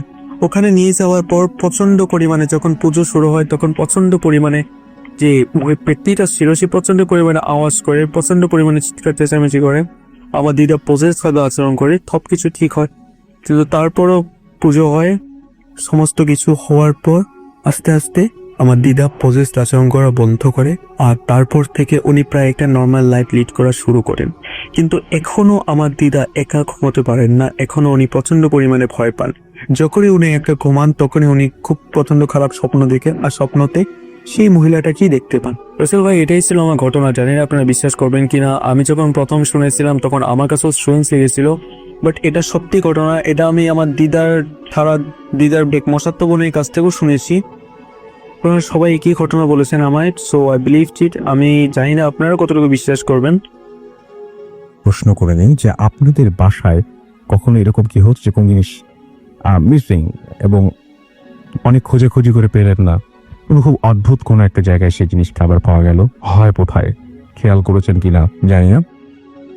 শুনলে এই ঘটনাটি আমাদেরকে লিখেছেন যে this is Onik from Texas, USA. I want to share some paranormal activities that I have experienced during my childhood in our old house. অর্থাৎ ছোটবেলায় তিনি বেশ কিছু ঘটনা শেয়ার করেছেন এবং তিনি সেই ঘটনাটি লিখেছেন যে বাংলায় তিনি লিখেছেন ঘটনাটি, এবং আশা করছেন তিনি যে আমরা সেই স্টোরিগুলো পছন্দ করব এবং আমরা শেয়ার করব অন ভূত এফএম। এবং আমি সেই ঘটনাটা পড়ে শোনাচ্ছি তার মতো করে। একদিন একটা বিয়ের অনুষ্ঠানে যাওয়ার সময় আমার আম্মু রেডি হচ্ছিল, যেই হাত ঘড়িটা আম্মু পড়ে যাবে সেটা আগেই বের করে রেখেছেন। আমি তখন ছোট ছিলাম, হাত ঘড়িটা দিয়ে খেলতে লাগলাম। হঠাৎ খেলতে খেলতে ঘড়িটা ওয়ার্ড্রপের ওপরে আস্তে করে ছুঁড়ে মারলে ঘড়িটা ওয়ার্ড্রপের পেছনে গিয়ে পড়ে। তার পরের দিন ঘড়িটা খোঁজার জন্য লোকজন দিয়ে ওয়ার্ড্রপ সরানো হলো এবং সেটা আর সেখানে পাওয়া গেল না। এই জন্য আমার আম্মু কাজের লোকদের একটু বকা দেয়, নিশ্চয়ই কেউ না কেউ এটা নিয়েছে, তা না হলে যাবে কোথায়। যাই হোক, এর কয়েক মাস পরে শীত পড়লে আলমারির ওপরে সুটকেস রাখা ছিল এবং শীতের কাপড়, সোয়েটার, কম্বল ইত্যাদি বের করা হয় এবং ঘড়িটা সেই কাপড়গুলোর নিচে পাওয়া যায় অক্ষত অবস্থায়। কিন্তু এই ঘড়ি এখানে আসলো কিভাবে? সুটকেস লক করা ছিল, অর্থাৎ কাজের লোকজন যদি কেউ নিয়েও থাকে তারা লক করা সুটকেসের ভেতরে ঘড়িটা মানে যেভাবে ভরতে পারবে ঠিক একইভাবে যিনি ছুঁড়ে ফেলেছিলেন তিনি যদি ঘড়িটি ছুঁড়েই মারেন, সেটি ওয়ার্ড্রোপের পেছন থেকে একা একা সুটকেস পর্যন্ত গেল কিভাবে? ওই সুটকেস কয়েক মাসে খোলাই হয়নি, আর এই ঘড়িটা ওয়ার্ড্রোপের পেছনে পড়েছিল। যাক, এটা নিয়ে বেশি চিন্তা করলো না কেউ। তার কয়েক মাস পর একদিন আমি আমার বন্ধুদের সাথে আমার বাসায় একটা গেম খেলছিলাম। দুপুরবেলায় ওরা চলে যায়। এর কয়েক ঘন্টা পর আমি গেম এবং তার সঙ্গে লাগানো ক্যাসেটটা মিসিং থাকে এবং কিন্তু অন্য সব ক্যাসেটগুলো ঠিকই ছিল। তারপর দিন ওদের বকা বকি করি এবং গেম বয়টা যে ওরাই নিয়েছে এটা তিনি ধরে নিয়েছেন। এরপর প্রায় 2 মাস পরে খাটের নিচ থেকে একটা পুরনো ট্রাঙ্ক বের করা হয় এবং এই ট্রাঙ্কের অনেক পুরনো পিতলের কিছু শোপিস ছিল এবং ট্রাঙ্কটা লকড ছিল। ট্রাঙ্কের লকটা খোলা হয় এবং তার ভেতরে গেম বয়টা পাওয়া যায়। এমনকি গেম বয়ের সাথে ঢোকানোর যে ক্যাসেটটা নিখোঁজ ছিল সেটাও সেখানে ছিল এবং ব্যাটারিটাও শেষ হয়ে যায়নি। আমরা খুব বিভ্রান্ত হয়ে পড়ি। প্রথমে ঘড়ি, তারপরে এগুলো কি হচ্ছে? এরকম আরো জিনিস হারিয়ে গিয়েও কয়েকদিন পর পাওয়া গেছে। এমনকি টাকার বান্ডল ড্রয়ার থেকে পাওয়া যায় না, ড্রয়ার তন্ন করে খুঁজেও না, কিন্তু কয়েকদিন পর সেটা খুললেই সামনে পড়ে থাকে শুধু বান্ডল। কয়েকদিন পর সেটা খুললেই মানে শুধু টাকার বান্ডলটা পড়ে থাকে। শুধু জিনিস হারানোই না, মাঝে মাঝে ঘুমানোর সময় দেখা যেত হঠাৎ খাট দুলছে, মনে হচ্ছে কেউ যেন খাটের পায়া দিয়ে সেটা খাতে খাটের পায়াতে হাত দিয়ে সেটা দৌড়াচ্ছে, কারণ হয় নাকি আপনাদের বাসায় এরকম যারা শুনছেন এখন। কিন্তু উঠে তাকানোর সাথে সাথে সেটা বন্ধ। এমনকি রাত্রে হঠাৎ কয়েকবার আলমারি থেকে সুটকেসও পড়েছে, কিন্তু কেন এগুলো হচ্ছে সেটা কখনো জানা যায়নি। পরে আমরা সেই বাসাটা বিক্রি করে অন্য বাসায় চলে আসি। কিছুদিন পর নতুন মালিক এসে বলে যে তারা অনেক প্যারানর্মাল অ্যাক্টিভিটি সেখানে দেখতে পাচ্ছে। হঠাৎ করে জানলা খুলে যায়, অন্য মানুষের হাঁটার আওয়াজ শোনা যায়, কিন্তু দেখা যায় না। তারা জিনিস হারানোর কথাও বলেছে, কিন্তু সেগুলো নাকি আর পাওয়া যায়নি। কি হচ্ছিল সেই বাসায় পায়, এর পরের ঘটনাগুলো আমরা জানি না। এইটুকুই ছিল ইমেইলটি। এবং আপনাদের বাসাতে হয়তো এরকম মাঝে মাঝে খাট কাঁপলে আমরা কিন্তু অতটা পাত্তা দিই না, মাঝে মাঝে জিনিস একা একা পড়ে গেলে আমরা পাত্তা দিই না। আমার বাসায় আমার রুমের মধ্যে ভেতরে কয়েকদিন ধরে আমি আমার একদম অনেকবার শেয়ার করেছি, তারপরে প্রাসঙ্গিক বলে মনে হচ্ছে সেজন্য আমি বলছি যে কয়েকবার একদম তার নামিয়ে রাখা গিটার, সেই গিটারে আমি অদ্ভুত ভাবে তো বাজাচ্ছে আমার ঘরের ভেতরে, আমি সেটা শুনতে পেয়েছি। এবং নামানো তার, আপনার যারা গিটারিস্ট রয়েছেন বিশেষ করে তারা খুব ভালো বুঝতে পারবেন যে একটা গিটারের তার একদম যখন নামিয়ে রাখা হয় সেই এবং সেটা যখন আবার বাজানোর সময় আবার যদি টিউন করে বাজানো হয়, রেগুলার গিটারটা তো আমি বাজাচ্ছি, আবার টিউন করে রেখে দিচ্ছি, আবার তার নামিয়ে রাখছি ঘুমানোর সময়, কারণ কেউ গিটারটা প্লে করতো সেই জন্যই তারটা নামিয়ে রাখা। এবং তারটা যখন নামিয়ে রাখা হয় সেই তারপরে থেকে গিটারটা বাজতো না, এবং অর্থাৎ টিউন করে রাখলেই সেটা বাজতো। এবং কয়েকদিন পরে সেই নামিয়ে রাখা তারের মধ্যে 3 নাম্বার তারটা হঠাৎ করে, আমি ঠিক এখন মনে করতে পারছি না, অনেকদিন আগের ঘটনা, 3 নাম্বার বা 2 নাম্বার হতে পারে, সেই তারটা হঠাৎ করেই ছিঁড়ে যায় এবং প্রচন্ড শব্দে আমি ঘুম ভেঙে জেগে উঠি এবং দেখি যে তারটা ছিঁড়ে গেছে। আমি জানি না যিনি রেগুলার গিটার বাজাতেন তিনি সেদিন তার অদক্ষ হাতে বা দক্ষ হাতে সেটা টিউন করতে গিয়ে ছিঁড়ে ফেলেছেন কিনা আমি ঠিক জানি না, কিন্তু সেরকম ঘটনা ঘটেছিল। কিন্তু যাই হোক, আমরা চলে যাব আমাদের পরবর্তী ঘটনায়। আমাদের আরো একজন লিসনার রয়েছেন, তার কাছে আমরা যাবো, তবে তার আগে আরো একটা ঘটনা শুনবো আপনার কাছে। আপনার নামটা প্লিজ আরো একবার বলবেন, তারপর আপনার ঘটনা। জাহিদ এগেইন। সো আমি এখন যে ঘটনাটা বলবো এটা আমার সাথে কুয়ালালামপুরে ঘটেছে। কুয়ালালামপুরে আমার সাথে অনেকগুলো ঘটনাই ঘটে, বাট আমার কাছে এই ঘটনাটা একটু বেশি নাড়া দিয়েছিল বলেই আমি এটা শেয়ার করতে চাচ্ছি। আমি কুয়ালালামপুরে বেশ কিছুদিন হয়ে গেল। বেসিক্যালি আমার প্রজেক্টের কাজ থাকলে আমি প্রচন্ড ব্যস্ত থাকতাম, আর যখন প্রজেক্টের কাজ থাকতো না আমি পুরোপুরি ফ্রি থাকতাম। তো আমার অ্যাকচুয়ালি জায়গা হয় কোম্পানির পক্ষ থেকে, এটা কুয়ালালামপুরের বাইরে সেলিংগড়ে, কলা সেলিংগড়ে দামানসারা পারদানা নামের একটা এরিয়াতে। তো আমি কুয়ালালামপুর ছেড়ে চলে যাই দামানসারা পারদানাতে। আমি বলে রাখছি, আমার যে রেসিডেন্সিয়াল হাউসটা ছিল that was Armani terrace, one of the most luxurious apartment house in Malaysia. So আমি ওখানে থাকতাম একটা ডুপ্লেক্স ফ্ল্যাটে আর এক কলিগের সাথে, আমরা দুজন মাত্র ছিলাম। সো আমি এবং আমার কলিগটা ছিল ব্রিটিশ, নাম জন। সো আমরা দুজনেই ছিলাম। তো আমাদের কাজ ছিল না হাতে, সারাদিন ঘুমাতাম, বেকার জীবনে যেটা করে আর কি ছিল, সারাদিন ঘুমাতাম, সারা রাত নেট সার্ফিং করতাম। আর আপনারা বন্ধুরা জানেন যে দেশের বাইরে ইন্টারনেট সংযোগ যদি আপনি ব্রডব্যান্ড নিতে চান তাহলে আপনাকে অনেক মানে দাখল পোহাতে হয়, ভেরিফিকেশন, অনেক কিছুর ব্যাপার আছে। তো আমরা ব্রডব্যান্ড ওই নতুন জায়গায় গিয়ে নিয়েছিলাম না। তো আমরা ইউজ করতাম একটা router, wifi router, that was unify. আমার স্পষ্ট মনে আছে, ইউনিফাই কোম্পানির একটা প্যাকেট রাউটার ছিল আমাদের। সো আমরা রাউটার ইউজ করতাম, আমি এবং আমার ফ্রেন্ড যে আমার কালিগ ছিল। তো হঠাৎ ওর একটা কল আসে, ওর দেশ থেকে কোনো একটা কারণে ওকে চলে যেতে হয় ইউকেতে। তো আমি একা হয়ে পড়ি, একেবারে অ্যালোন টোটাল বাসাটাতে। তো মানে ভয় করছিল না সেটা না, যেহেতু আপনারা জানেন যে মালয়েশিয়ার 20% হচ্ছে গিয়ে বন, 30% হচ্ছে লোকাল। তো আমার অ্যাপার্টমেন্ট হাউসটা ছিল বনের এবং পাহাড়ের মাঝখানে, প্রচন্ড ভয় করছিল নেচার। চিন্তা করলাম যে ডাউন স্টেজে নেমে আমি একটু নেট সার্ফিং করি। সো নেট সার্ফিং করতে গিয়ে দেখি আমার মডেমটা নেই, রাউটারটা নেই। সো আমি চিন্তা করলাম কোথায় গেল এটা। তো জন ইউকেতে পৌঁছানোর পর আমাকে ফোন দেয় এবং ফোন করে বলে যে আমি ভুলে রাউটারটা নিয়ে এসেছি, আমার ব্যাগের সাথে চলে এসছে। তো কেয়ার করার ছিল, তো আমি একটু দূরে একটা মামা ক্যারাই ছিল। মামা ক্যারাই হচ্ছে আমাদের এরিয়াতে যে নর্মাল হোটেল বা রেস্টুরেন্টগুলো থাকে খাবার, তো ওখানে তামিল রেস্টুরেন্টগুলোকে মামা ক্যারাই বলা হয়। সো মামা ক্যারাই ছিল, আমি ওখানেই খেতাম। ডিনারের পর আমি পাশে একটা ফ্লেভার ক্যাফে ছিল, সেটা তেমন ভালো কোনো মানের সাইবার ক্যাফে ছিল না। ওখানে গাম্বেলিং হতো, জ্যাকপট নামে এক ধরনের জুয়া ছিল, সেটা খেলা হতো সাইবার ক্যাফেতে। তো আমি ওখানেই নেট সার্ফিং করতাম, খুব চিপ ছিল, দ্যাটস ওয়াই। সাইবার ক্যাফেতে সারা রাত সাইবার ক্যাফে খোলা থাকতো। সাইবার ক্যাফেতে প্রায় 12টা পর্যন্ত ভিড় থাকতো, তারপর ভিড় থাকতো না বললেই চলে, ভিড় থাকতো না। আমি খুব চিপে ওখানে নেট সার্ফিং করতাম। 11টার দিকে ঢুকতাম, বেরোতাম ফজরের আজানের আগার দিয়ে বেরিয়ে আমি আমার বাসায় চলে আসতাম। তো একদিনের ঘটনা, আমি সাইবার ক্যাফেতে আছি, সো আমি নেট সার্ফিং করছি, সব হঠাৎ আমি দেখতে পেলাম আমাদের ওই সাইবার ক্যাফেটার এটা এমন ছিল, ইন্টারেস্টটা এমন ছিল যে রাত্রি 12টার পরে, 11:30টার পরে সাইবার ক্যাফের গেটটা বন্ধ করে দেওয়া হতো। বাইরে থেকে ডোর বেল দিলে দেন সাইবার ক্যাফের রক্ষণাবেক্ষণের দায়িত্বে যে ছিল সে গেট খুলে দিত, তারপর কেউ ঢুকতে পারতো, কারণ ওখানে অনেক সময় পুলিশ সেট হতো জ্যাকপটের কারণে। তো আমি বসে নেট সার্ফিং করছিলাম। হঠাৎ কোনো ডোর বেল নয়, কিছু নয়, দেখি দরজা ওপেন করে একটা লোক আসলো। আর সাইবার ক্যাফেটা এমন ছিল যে একটা ইনফ্রাস্ট্রাকচারটা এমন ছিল যে একটা স্ট্রাকচারের মাঝে 3টা কম্পিউটার। তো আমি যে কম্পিউটারটাতে বসে আছি, লোকটা এসে আমার পাশের কম্পিউটারে বসলো। তো আমি তাকিয়ে দেখি সে কি, তো আমার পরিচিত একটা লোক। আমি বলে রাখি, কুয়ালালামপুরে আমি একটা বিশাল ঝামেলায় পড়ে গিয়েছিলাম। তো আমাকে এক police officer, investigating officer mister Jafri নামের, সে আমাকে এই ঝামেলা থেকে আর কি উদ্ধার করে। তো আমি দেখি সেই লোক সেখানে।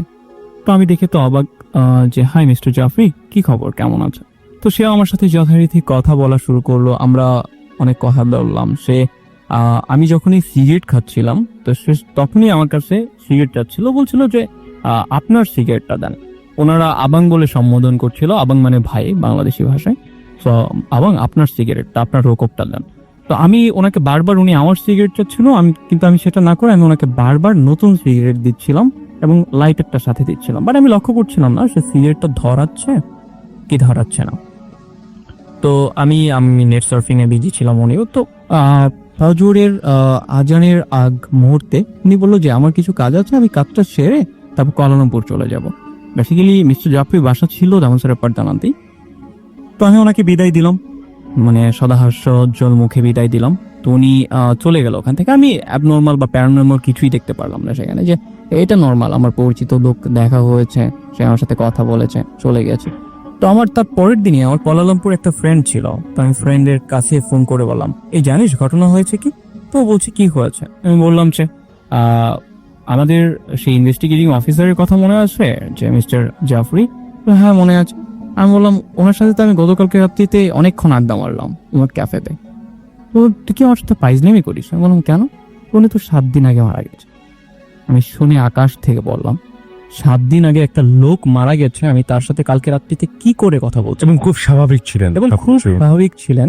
উনি আমার কাছ থেকে সিগারেট নিয়েছেন, লাইটার নিয়েছেন, আর লাইটার যত সময় বেরোতে দিয়েছেন। আমি কি করে বিশ্বাস করবো যে উনি মারা গেছেন?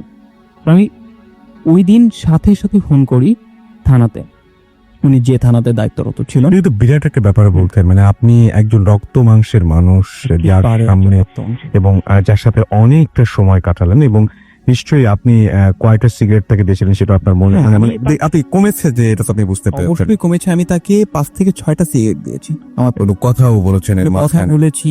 সে আমার পাশে ক্যাফেতে বসেছে। বেসিক্যালি ক্যাফেটা এমন ছিল, খুবই অন্ধকারচ্ছন্ন একটা ক্যাফে ছিল। ক্যাফে যে ছেলেটা ছিল সে হয়তো কিছু লক্ষ্য করেনি, বিকজ অফ সে ছিল পাথরের যে টেবিলটা ছিল, সে টেবিলের পেছনে ঘুমোচ্ছিল। মোট কথা কেউ ডোরবেল না দিলে তো সে ভুলবে না। মোট কথা আমি একাই বলা চলে এন্টায়ার ক্যাফেটা অনেক বড় ছিল। তো আমি কথা বলেছি, রক্তমাংসের মানুষ, সে মারা গেল, কিভাবে সম্ভব হতে পারে? আমি থানাতে ফোন করলাম। থানাতে ফোন করে আমি তাকে বললাম যে টক উইথ মিস্টার জাফরি। ওই থানা থেকে বললো যে past hours before 7 days। 7 days। হ্যাঁ, আমি তখন দ্বিতীয়বারের মতো আকাশ থেকে বললাম সম্ভব না। আমি বেসিক্যালি ঘুম থেকে খুব তাড়াতাড়ি উঠি না, 12টা 1টা বাজে আমার যেখানেই থাকি। তো সেই দিন খুব সকালে ঘুম থেকে উঠলাম এবং মাত্র 5 রিঙ্গিত থেকে 6 রিঙ্গিত হচ্ছে দানাসরে পর্দানা থেকে কুয়ালালামপুর সেন্ট্রালের ট্যাক্সি ভাড়া। একটা ট্যাক্সি নিয়ে সাথে সাথে চলে আসলাম থানায় এসে বিষয়টা জিজ্ঞেস করাতে আমাকে থানা থেকে বলা হলো যে ঘটনা সত্যি, সে মারা গেছেন। বন্ধুরা, আপনারা হয়তো অনেকেই ঘটনা শুনেছেন, এরকম কোনো ঘটনা শুনেছেন, রাসুল ভাই নিশ্চয়ই শুনেছেন, আপনার সাথে এরকম হয়েছে যে বৃদ্ধ মানুষ আবার দেখা গেছে। ঠিক আছে, কিন্তু আমার এই ঘটনা তারা হয়তো সামনাসামনি কথা বলেনি বা লং টাইম কথা বলেনি, বাট সেই লোকটা আমার সাথে লং টাইম ছিল, আমার কাছে সিগারেট নিয়েছে, আমার সাথে কথা বলেছে, এবং আমি হ্যান্ডশেকও করেছি, তার সাথে হ্যান্ডশেকও করেছি। বাট মানে এটা কি করে হতে পারে, এই ব্যাখ্যাটা আমার এখনো অজানা রয়ে গেছে। বাট আমি কিছুটা অনুধাবন করতে পারি, হয়তো কোনো খারাপ জিন কিংবা কোনো ভালো জিন তার জোরতে আমার সামনে এসেছিল, কিছু একটা হতে পারে। ধোয়াটি এখনো রয়ে গেছে। অনেক ধন্যবাদ আপনাকে। আপনার কাছে আমরা আবারও ফিরে আসবো, আমরা চলে যাব আরো একটা ঘটনায়। তবে তার আগে আমরা কিছু SMS পুরোপুরি তানিয়া লিখেছেন। ফার্স্ট তিনি ভূত FM শুনছেন এবং তিনি লিখেছেন যে এমনিতেই ঘুম অনেক কম হয়, আজকে ভূত FM ভয়ে তিনি তার ঘুমিয়ে আসবে না। মমিন আমাদের SMS করেছেন, আকাশ সাগর আমাদের SMS করেছেন, সুজন সঙ্গে আছেন তাদের, মাইশা আমাদের SMS করেছেন, আকরাম হোসেন আমাদের SMS করেছেন এবং তিনি বলেন যে আমি একটা ইমেল করলাম বাট আমাকে কল করা হয় নাই কেন। অনেকেই ইমেল করছেন আমাদেরকে, আমরা জানি সেটা, কিন্তু আপনার ঘটনা চাইতে যদি বেটার কোনো ঘটনা আমরা পেয়ে যাই তাহলে সেইখানে যিনি বেশি ভালো ঘটনা পাঠিয়েছেন তার ব্যাপারটা ঘটে যায়, এরকম হয় যে তাকে তখন আমরা ডাকি।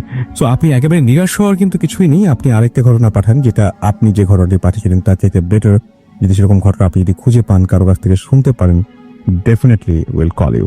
আমাদেরকে সৌরভ লিখেছেন, অনেক ভালো লাগছে ভাইয়া এবং অনেকদিন পর তিনি শুনছেন ভূত FM, ওয়েলকাম ব্যাক। আদিম আমাদের SMS করেছেন এবং তিনি পাবনা থেকে SMS করেছেন এবং আমাকে লিখেছেন যে আপনার লাইফে কি কোনো হন্টেড স্টোরি আছে। আমি একটা বললাম এবং এটা অনেকবার বলেছি, কারণ তেমন যেগুলো আছে সেগুলোই বারবার করে বলি, মানে নতুন কোনো কিছু ওইভাবে আমার কাছে মানে যে কটা আছে, মানে যেহেতু এখানে কোনো কিছু বানিয়ে বলার সুযোগ নেই।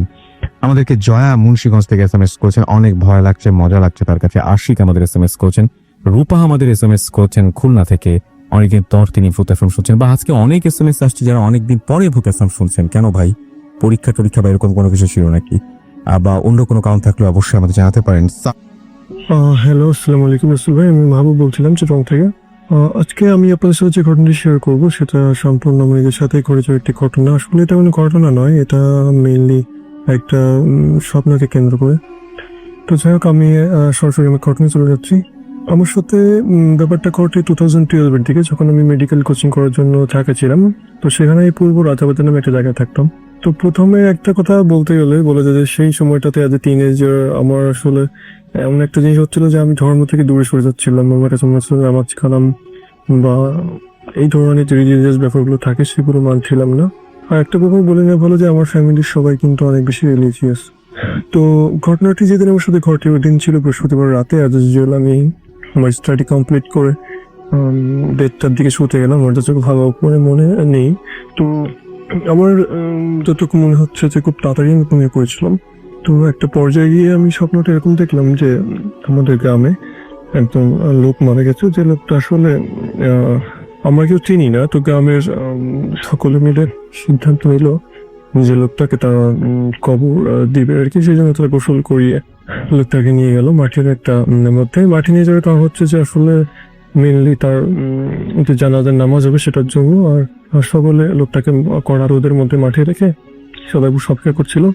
তবে একটা বিষয় বলে রাখা ভালো যে আমি সেই স্বপ্ন দেখলাম যে আমার সাথে যে লোকগুলো গেছিল ওদের কাউকে আমি চিনি না। তো একটা পর্যায়ে গিয়ে এমন হলো যে আমার সাথে চেনা বলতে যে লোকটা ছিল সে আমার দাদা, আর তিনি আমার সাথে গেছিলেন। তার সাথে একটা ছাতে ছিল, যেহেতু অনেক রোদ ছিল তাই তিনি খাতে নিজেকে বসেছিলেন, আমিও তার পাশেই বসেছিলাম, একটু পাশেই আর কি বলতে একটু দূরে। তো সবাই যখন অপেক্ষা করছিল ইমাম সাহেবের জন্য, এমন সময় আসলে মৃত যে ব্যক্তিটি ছিল সে সবচেয়ে বেশি আশ্চর্য করে দেখে উঠলো। সবাই তখন মানে চোখ ছাড়াবো অবস্থা।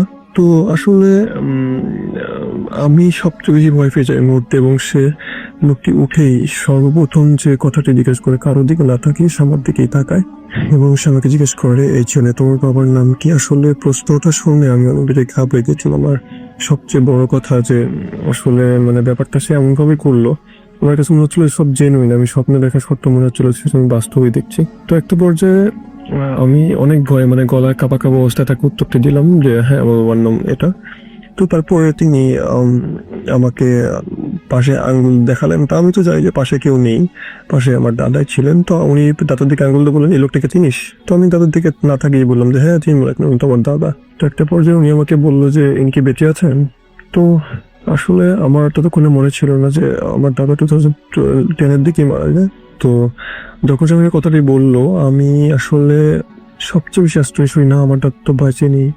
তো আমি যখন পাশে তাকাই দেখলাম যে আমি তো, আমার দাদা পাশে নেই, বরং আমার সাথে যে লোকগুলো গেছিল বা যাদের সাথে আমি গেছিলাম সেখানে তারা কেউ ছিল, শুধু লোকটি এবং আমি। এবং এমন অবস্থা আমি ঘুমটি ভেঙে যায় এবং আমি যেটা দেখি যে আমার প্রচন্ড ঘাম দিয়ে শরীরটা ঘাম বেরোচ্ছে আর কি, যদিও সেটা শীতকাল ছিল। তো তারপরে আমি আসলে মানে খুবই প্রচন্ড রকম ভয় পাই। এবং যদিও আমি যে রুমটা ছিলাম সেটা একা একটা রুমে ছিলাম, ছোট একটা রুম ছিল, মেসের একটা ছোট রুম।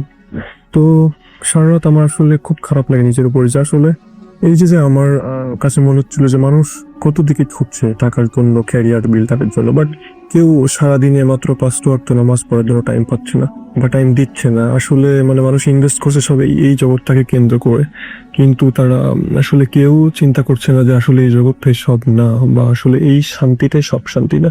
অনেকের কিন্তু অনেক টাকা আছে, বাট আসলে সে কিন্তু অনেক ক্ষেত্রে সুখে নাই। কিন্তু আমার মনে হয় যে টাকার পিছনে সুখটা না খুঁজে আমরা সন্তুষ্টির মাঝে বা ঈশ্বরের বা আল্লাহর উপাসনার মাঝে কিন্তু সুখটা খুঁজে পেতে পারি। তো যাই হোক, আমার কাছে একটা জিনিস মনে হচ্ছিল যে আমি যদি এই মুহূর্তে মারা যাই, আমার স্থানটা কোথায় হবে? আমার সাথে কি যাবে? আমার পড়াশোনা, আমার মেডিকেল, কিছুই যাবে না। জাস্ট আমার বডিটা, আর একটা ডিমন ছড়া বডি, জাস্ট লাইক যেটার কোনো প্রাণ নেই, কিছুই করতে পারবে না। তো কথাটা ভেবে অনেক কান্না করলাম। আমার আসলে খুব খারাপ লাগছিল যে আমি নিজের প্রতি নিজেই অন্যায় করেছি। তো শপথ করলাম যে পরের দিন থেকেই আমি নামাজ শুরু করবো। তো অ্যাজ ইউজুয়াল যেহেতু আমার ঘুম যখন ভাঙে আমি দেখি তখন 3টা বেজে সামথিং, তো মানে 3:43 মতো হবে মেবি। তো আমি ঘুম থেকে উঠলাম, অপেক্ষা করলাম ফজরের নামাজের জন্য। আমি নামাজ আদায় করলাম। পরের দিন অ্যাজ ইউজুয়াল শুক্রবার ছিল। আসলে ঘটনাটি ওই দিনই ঘটে। আমি শুক্রবারে যখন ইমাম সাহেব নামাজ শেষ করলেন, বা আমি আমার আসসালামু আলাইকুম ওয়া রাহমাতুল্লাহ বলে যখন বাম দিকে তাকালাম, তখন আমি দেখতে পেলাম আমার পাশে যে লোকটি ছিল, সেই লোকটি আসলে আর কেউ না, আমি গতকাল যাকে মৃত অবস্থায় দেখেছি সেই লোকটি, একদম সেম চেহারার, খোঁচা দাঁড়িয়ে অবস্থায়। এবং সবচাইতে যেটা ভয়ানক ব্যাপার আমার সাথে ঘটে, আমি তো দেখে এমনিতে আশ্চর্য হয়ে যাই, যেহেতু মুসল্লিবর্তী মসজিদ। আমি যখন তার গায়ে আমার একটু টাচ লাগে, আমার আসলে মনে হচ্ছিল যে আসলে সেটা একটা চলন্ত আগুনের পিণ্ড। আমার শরীরটা পুড়ে যায় এবং সেই জায়গাতে আসলে লাল ধরনের একটা কালার হয়েছে। আমি একটা অদ্ভুত শব্দ করে ফেলি মুখ দিয়ে, এবং পাশাপাশি মুসল্লি আমাকে বলে কি হয়েছে কি হয়েছে। আমি আসলে খুবই বিব্রত বোধ করি সেই মুহূর্তের সাথে। আর আসলে তারপরে যখন মোনাজাত হবে তার কিছুক্ষণ আগে মোনাজাত, যেহেতু আমার পাশ থেকে উঠে যাই না, আমি স্পষ্ট দেখতে পাচ্ছিলাম তাকে। কিন্তু যখন মোনাজাত করলাম তখন আমার মনোজাতের দিকে ছিল। আমি অ্যাজ ইউজুয়াল মোনাজাত শেষ করে আমি যখন পাশের লোকটিকে দেখলাম, তখন দেখলাম যে না, সে লোকটি সেখানে ছিল না। সেখানে শুধুমাত্র একজন ব্যক্তি ছিল, যিনি অনেক ফর্সা করে এবং অনেক লম্বা, এবং তার প্রচন্ড মানে বড় ধরনের একটা দাড়ি ছিল এবং প্রচন্ড সুন্দর দেখতে একটা মানুষ। জাস্ট সে আমার পাশে বসা। কি ঘটলো এইটুকু সময়ের মধ্যে, লোকটি কোথায় গেল বা কি হলো আমি আসলে জানি না। আর যে লোকটি আমার পাশে শেষ মুহূর্তে আমি যাকে দেখেছিলাম মোনাজাত করে, সেই লোকটি জাস্ট আবার একটু মধ্যে আসবে মসজিদ থেকে বের হয়ে গেল। তো এই জন্য আমার ঘটনাটা অনেক আশ্চর্যের একটা জিনিস। আসলে এটা ছাড়াও আমার লাইফে অনেক বাজে ঘটনা ঘটেছে, যেগুলো আসলে খুবই ভয়ানক। বাট এই ঘটনাটার পর থেকে আমি কখনো নামাজ ছাড়িনি। আসলে এই নামাজের মধ্যে আমার সুখ খুঁজে রয়েছে। আসলে বলতে গেলে সবাইকে অনুরোধটা করবো যে ভাই যাই করেন বাট আল্লাহকে ভুলে না। আমার জন্য সবার থাকবে। আসসালামু আলাইকুম এভরিবডি, সবাই ভালো থাকবেন। আসসালামু আলাইকুম। আমরা চলে যাব আমাদের পরবর্তী অতিথির কাছে। আপনার নামটা প্লিজ একটু বলবেন এবং আপনি কোথা থেকে আসছেন? Hello listener, I am Tarek and study in Dhaka University. Okay, And I am from আপনি হচ্ছে মিরপুরে এবং আপনি একটা কোচিং সেন্টারে আছেন। তো ওইখানে আমার একটা লোকাল কোচিং আছে, পড়াশোনার পাশাপাশি আমি একটা কোচিং রান করছি। আমি নিজেই প্রোপাইটার। তো আপনি মেয়ে তো ঢাকা ইউনিভার্সিটিতে হ্যাঁ। পড়াশোনা করেন। ওকে, তো আমি মিরপুরেই থাকি বেসিক্যালি, হলে খুব কমই থাকা হয়। তো ঘটনাটি খুব বেশি দিন আগের নয়, আমি মূল ঘটনায় প্রবেশ করছি। তো আমাদের এলাকাতে যে আমার কোচিংটা আছে সেটা মোটামুটি ভালো রিনাউন একটা কোচিংয়ের নাম বলা যাচ্ছে না। তো আমার কোচিং এর সামনেই পরিবেশটা, এনভায়রনমেন্টটা আই ওয়ান্ট টু ডিসক্রাইব। একটা মাঠ আছে, ছোট একটা মাঠ, এবং সেই মাঠেরও বেশ কিছু উপকথা, লিজেন্ডারি স্টোরিজ রয়েছে, যেটা আমরা পূর্বপুরুষদের কাছ থেকে শুনে এসেছি। এবং আমার কোচিং এর সামনে বড় বড় 4টি নারকেল গাছ রয়েছে, এবং কোচিং এর পিছনে একটি ড্রেন রয়েছে। কোচিং এর সামনে 2টি পরিত্যক্ত বারান্দা রয়েছে। কোচিং এ প্রবেশ করার জন্য 4 থেকে 5টি গেট রয়েছে, এবং মেন গেট একটি, ভিতরের দরজাগুলো বরাবরই বন্ধ থাকে। কোচিং এর একটি রান্নাঘর রয়েছে এবং রান্নাঘরের একটি জানালা ভাঙা আছে। তো ওই জানালা দিয়ে প্রায় সময় একটা কালো বিড়াল প্রবেশ করত। তো সেটাকে আমরা খুব বেশি যে গুরুত্ব দেইনি এবং it was not too horrible for students. হ্যাঁ, তো যে ঘটনাটাই আমার সাথে ঘটেছে সেটা খুব বেশি দিন না, এবার যারা এইচএসসি পরীক্ষা দিচ্ছে এই ব্যাচটা মানে আমি পড়াই। তো সেদিন ডিসেম্বর মাসের একদম শেষের দিকে খুব প্রচন্ড শীত ছিল। রাসেল ভাই, আপনি জানেন যে একটা শৈত্য প্রবাহের মতো হয়েছিল কিছুদিন আগে। তো আমি মানে আমাদের কোচিং এর যেই ম্যানেজার ইয়াসিন, সে মানে অসুস্থ থাকার কারণে আমি নিজেই আর কি কোচিংটা খোলার দায়িত্ব নেই। তো তার কাছ থেকে আগের দিনই আমি চাবিটা নিয়ে নিই এবং আমি কোচিংটা খুলি। তো প্রচন্ড শীত ছিল এবং আমার গায়েও খুব বেশি তেমন কিছু ছিল না, যার সেটা পাতলা চাদর ছিল।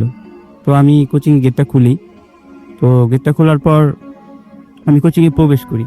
কোচিংয়ে প্রবেশ করার পরে আমার শরীরটা মানে আমার খুব অস্বস্তি ফিল করতেছে। আই ফিল আনইজি অ্যান্ড কিরকম যেন আমার লাগছিল। সেই অনুভূতিটা মানে এখনো যদি আমি চিন্তা করি কেন এরকম হচ্ছিল আমি জানি না। পুরো কোচিং এর ভিতরে একটা প্রচন্ড গরম ভাব, মনে হচ্ছে মাটির ভিতর থেকে গরমের দিনে যেরকম পাকার ভিতর থেকে দাবদাহ যেভাবে উঠে আসে, ঠিক ওইরকম আমার কাছে মনে হয়েছিল। তো আমি কোচিং এর লাইটগুলো জ্বালানো শুরু করি। তো এক পর্যায়ে আমি অফিস রুমের লাইট অন করে পাশের রুমে যাই রাসেল ভাই। আসলে তো পাশের রুমে যাওয়ার পর আমার কাছে মনে হয় যে আমি আমার অফিস রুমে দেখেছি 1 কাপ গরম চা ধোয়া উঠছে, এরকম আমার মনে হলো।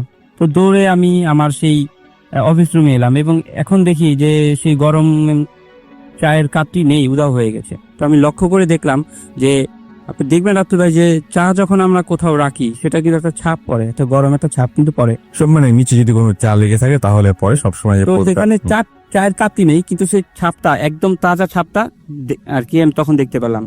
And then I recall in my mind যে আমি যখনই কোচিংটা খুলি তখন ওইখানে একজন কেয়ারটেকার আছে শাকিল নাম, সে আমাকে সকালবেলা চা দিয়ে যায়।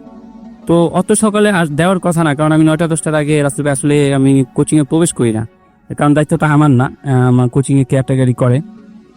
তো সেই দিন আমি তখন তাড়াতাড়ি আমি গেট থেকে বের হই, কোচিং থেকে বের হয়ে পাশে আমি লক্ষ্য করে দেখি যে দোকান থেকে আমি চা খাই ওই দোকানটা তখনও পর্যন্ত খোলাই হয়নি। তো আমার ভিতরে একটু অন্যরকম লাগে। যাই হোক, I was little bit nervous that time. তো আমি ধীরে ধীরে আমার এই ভয়টা কাটিয়ে উঠি এবং যেহেতু পরিবেশটা আমার একেবারেই চেনা, তাই আমি নিজেকে সান্ত্বনা দিতে থাকি এবং এটাকে খুব বেশি গুরুত্ব তখনও পর্যন্ত আসলে আমি দেইনি। তো একটা কথা বলে রাখা ভালো এটা রাতুল ভাই, যে আমার তো তুলা রাশি। আমার ছোটবেলা বলতো যে অলৌকিক যে কোনো বিষয়, যে মানে অশরীরী যে বিষয়গুলো, সেটা নাকি আমার টের পাওয়ার কথা, কিন্তু এর আগে আসলে আমি কখনোই টের পাইনি। তো তারপরে স্টুডেন্টস বিগিন টু কাম, তারপরে আমি আসলে তাদেরকে পড়ানো শুরু করলাম। তো পড়ানোর এক পর্যায়ে যখন আমি কিছু লিখবো বোর্ডের ভিতরে, তখন হঠাৎ করে আমি দেখি যে এমন একটা টপিকের নাম লেখা যে টপিকটা আমি তাদেরকে পড়াবো বলে আমি ঠিক করে রেখেছি। সবচেয়ে আশ্চর্যজনক বিষয়টা হচ্ছে যে আমার কাছে মনে হচ্ছে যে হাতের লেখাটা আমারই, এবং আমি কয়েকজন স্টুডেন্টদের জিজ্ঞেস করলাম, বলো ওটা কার হাতের লেখা? তারাও বলতে, স্যার কেন, এটা তো আপনারই হাতের লেখা, এটা কেন জিজ্ঞেস করতেছেন? আমি টোটালি মানে এরকম একটা সিচুয়েশনের মধ্যে পড়ে গেছি, আই কুড নট বিলিভ, মানে আমি বুঝতে পারতেছি না যে আসলে আমি কি করব। আমার কাছে একটু অন্যরকম লাগছিল। তো তখন আমি কোচিং এর যে খাতা, মানে সর্বশেষ কি ক্লাস হয়েছে সেটা আমি দেখার জন্য খাতা বের করি। খাতা ওইখানে দেখি নাজিম খান নামে একজন স্যার আছে, দেখতেছি যে উনি রসায়ন পড়াইছে, লাস্ট ক্লাস ছিল রসায়ন। তো রসায়ন ক্লাসে ইংলিশের গ্রামার এখানে লেখার কোনো রকম ভাবে কোনো যৌক্তিকতা নাই। এটা কিভাবে হয়েছিল, কেন হয়েছিল রাতুল ভাই, সেটা আসলে আমি জানি না। তো এই ঘটনার পরে আমি কিছুদিন চুপচাপ থাকি এবং তেমন কিছু আমার সাথে আসলে হয়ও নাই। তো রিসেন্টলি আপনার 15 দিন হবে, তো আমার একটা মেয়ে স্টুডেন্ট আছে শিলা, ও আমাকে ফোন দিয়ে সে আমাকে প্রচুর পরিমাণে ধন্যবাদ জানাচ্ছে। তো আমিও তখন ক্লাস নিচ্ছিলাম। তো আমি ক্লাস নেওয়ার কারণে আমি বলছি যে তুমি আমার সাথে পরে মিট করো, আমি একটু বিজি আছি, আমি তখন ক্লাস নিচ্ছি, আমি তখন কথা বলতে পারবো না আপু। তো মেয়েটা তার 2 দিন পর আবার আসে। তা এসে সে আসলে আমাকে কিছু চকলেট অফার করে এবং সে আমাকে খুব ধন্যবাদ জানায়। তো তখন আমি তার কাছে জানতে চাই যে আসলে ব্যাপারটা কি, আমাকে একটু খুলে বলো। তখন সে আমাকে বলতেছে যে সে পরীক্ষার হল থেকে আমাকে ফোন দিছে এবং কিছু কোশ্চেনের আনসার সে চাইছে এবং তাকে না বুঝতে এই অ্যান্সারগুলো আমি দিছি, বাট আসলে আমি মনে করতে পারতাছি না যে আসলে আমি কখন তাকে অ্যান্সারটা দিছি। তো সে যখন আমাকে ইনসিস্ট করলো তখন আসলে মানে সে বললো আপনি মিথ্যা কথা কেন বলতেছেন। তো আমি যখন আমার রিসিভ কলে গেলাম, রিসিভ ওইখানে যেয়ে দেখি যে আসলে তার সাথে আমার একটা কল ডিউরেশন রয়েছে 4-5 মিনিটের মতো। ওকে, আপনাকে অনেক ধন্যবাদ। এবং আমরা সবচেয়ে অদ্ভুত ব্যাপার যেটা সেটা হচ্ছে যে উনি যেটা বলছেন যে কোচিং এ তিনি গিয়েছিলেন এবং সেখানে মনে হয়েছে যে হয়তো মানে উনি আসার আগেই আরো একজন মানে হয়তো তিনি এসেছেন এবং বোর্ডে গিয়েও তিনি তার নিজের লেখা দেখতে পান এবং এখানে দেখতে পেয়েছিলেন যে চাটা তিনি টেবিলের উপর রেখেছিলেন সেই চাটাও তখনও পর্যন্ত মানে রাখার কোনো কারণে, কারণ তার যে দোকানটা ছিল সেটা বন্ধ ছিল। আমরা হচ্ছে আমাদের পরবর্তী অতিথির কাছে এবং আপনার নামটা প্লিজ একটু বলবেন, তারপর আপনার ঘটনাটা আমরা শুনবো। আসসালামু আলাইকুম লিসেনার, আমি আফনান, আমি জগন্নাথ ইউনিভার্সিটি ফিনান্স 3rd ব্যাচে MBA করছি। আমি এসেছি আজিমপুর থেকে। ওকে, তো প্রথমে ধন্যবাদ দিতে চাই সবাইকে যারা আজকে শুনছেন, আমার ছোট বোন বোম্মান, মারজান এবং আমার যারা রুমমেট আছেন এবং আমার কাজিন যিনি এসেছেন রনি, তাকে। তো আমি সরাসরি ঘটনাতে চলে যাচ্ছি। তো আসলে এই ঘটনাটি আমার এক বড় ভাইয়ের, উনি আমাকে রিকোয়েস্ট করেছিলেন ভূত এফএম গল্পটি শেয়ার করার জন্য। তো আমি মূল ঘটনায় ফিরে যাচ্ছি। তো আমার এই বড় ভাই উনি এবং ওনার আর এক বন্ধু, ওনারা BCS পরীক্ষার প্রস্তুতির জন্য ওনার একটা নিরিবিলি বাসা মানে সিলেক্ট করেন পুরান ঢাকার ওদিকে, তো যাতে ওনারা নিরিবিলি ভাবে এবং নিরবচ্ছিন্নভাবে ওনারা প্রস্তুতি নিতে পারেন। তো যেহেতু ওনারা ব্যাচেলর ছিলেন, তো ওনাদের তো সেরকম ফার্নিচার বলতে কিছু ছিল না। তো বাড়িওয়ালা যিনি ছিলেন উনি খুব ভালো মানুষ ছিলেন, উনি অনেক পুরাতন কিছু ফার্নিচার উনি ওনাদেরকে দিলেন ব্যবহার করার জন্য, এবং তার ভিতরে খুব অনেক পুরাতন একটা চৌকিও ছিল। তো ওনারা প্রথম দিকে খুব ভালোই যাচ্ছিল, কিন্তু সমস্যা হলো যে আমি যে সেই বড় ভাইটা উনি আমাকে বললেন যে উনি যখন ওই চৌকিতে ঘুমানো শুরু করলেন, প্রতি রাতেই উনি কিছু ভয়ঙ্কর ভয়ঙ্কর স্বপ্ন দেখতেন। সেটা কেমন যে উনি স্বপ্নে দেখতেন যে কিছু লোক ওনাকে জোর করে ধরে মানে ফাঁসির মঞ্চে নিয়ে যাচ্ছে, ফাঁসি দিয়ে দেবে।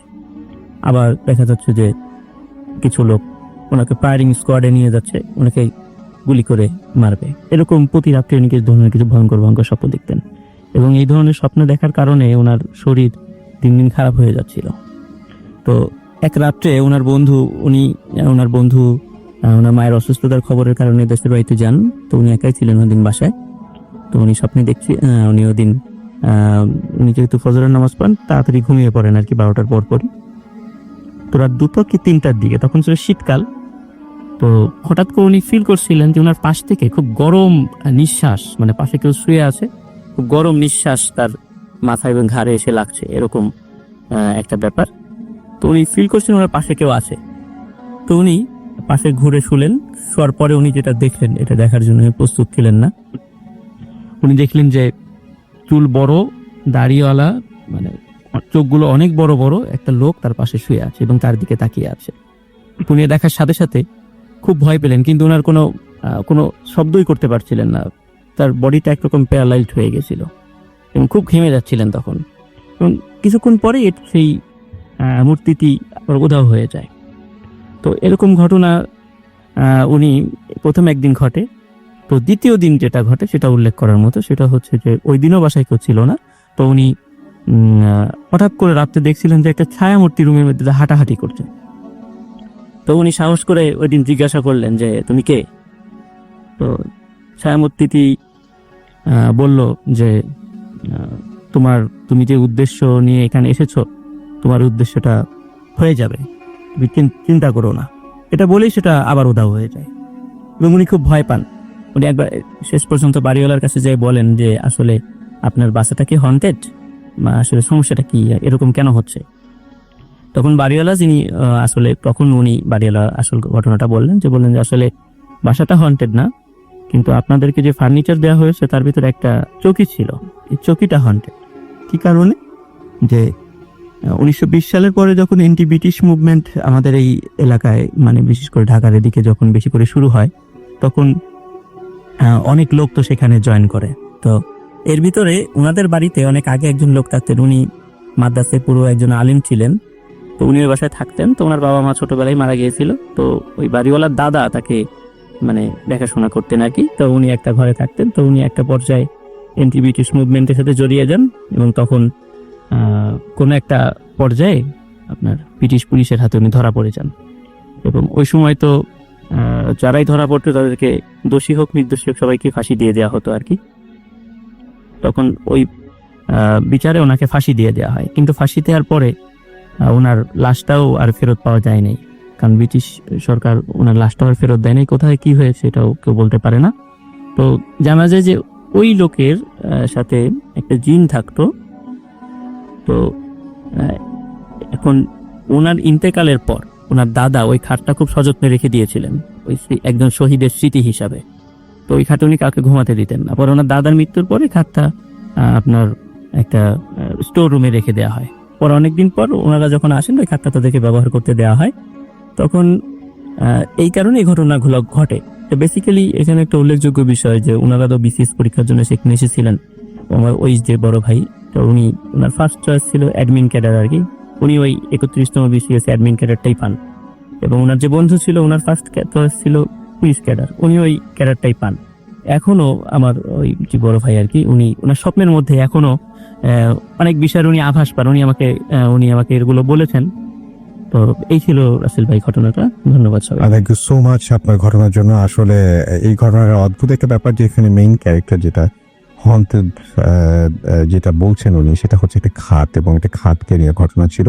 এবং এখনো পর্যন্ত উনি যেটা বললেন যে এখনো পর্যন্ত নানান ধরনের ঘটনা বা নানান ধরনের আভাস তিনি পেয়ে থাকেন। আসসালামু আলাইকুম। ভূতের প্রেমের সকল শ্রোতাদেরকে শুভেচ্ছা জানিয়ে আমি আমার একটি ঘটনা আজকে শেয়ার করতে চাচ্ছি। আমি ভূত এফএমের নিয়মিত শ্রোতা।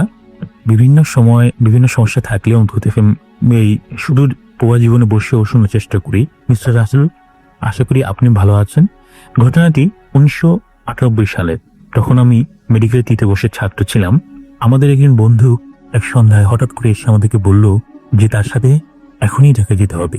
আমরা কে যেতে পারবো? আমরা 9-10 জনের মতন ছেলে তৎক্ষণাৎ রেডি হয়ে নিলাম এবং জিজ্ঞেস করলাম কেন, কি হয়েছে? তখন সে বলল যে তাদের যে মাইক্রোবাসটি রেন্টে কারে ভাড়ায় খাটতো সেটি ঢাকায় অ্যাক্সিডেন্ট করেছে, অবস্থা গুরুতর, এখনই তার সাথে যেতে হবে। তো আমরা দুটো মাইক্রোবাস করে রওনা দিলাম। তখন আমাদের পূর্ব পরিচিত একজন পুলিশের সার্জেন্টকে আমরা আমাদের সাথে নিয়ে নিলাম, যাতে সে আমাদের আইন বিষয়ক সমস্যাগুলোর জন্য সহযোগিতা করতে পারে। তো আমরা যখন ঢাকার দিকে রওনা দিয়েছি তখন সন্ধ্যা, এবং ঢাকায় যেতে যেতে আমরা শুনছিলাম যে ওই মাইক্রোবাসকে আমাদের আরেকজন বন্ধু ভাড়া করেছিল তার আত্মীয় স্বজনকে ঢাকা এয়ারপোর্টে সি অফ করার জন্য।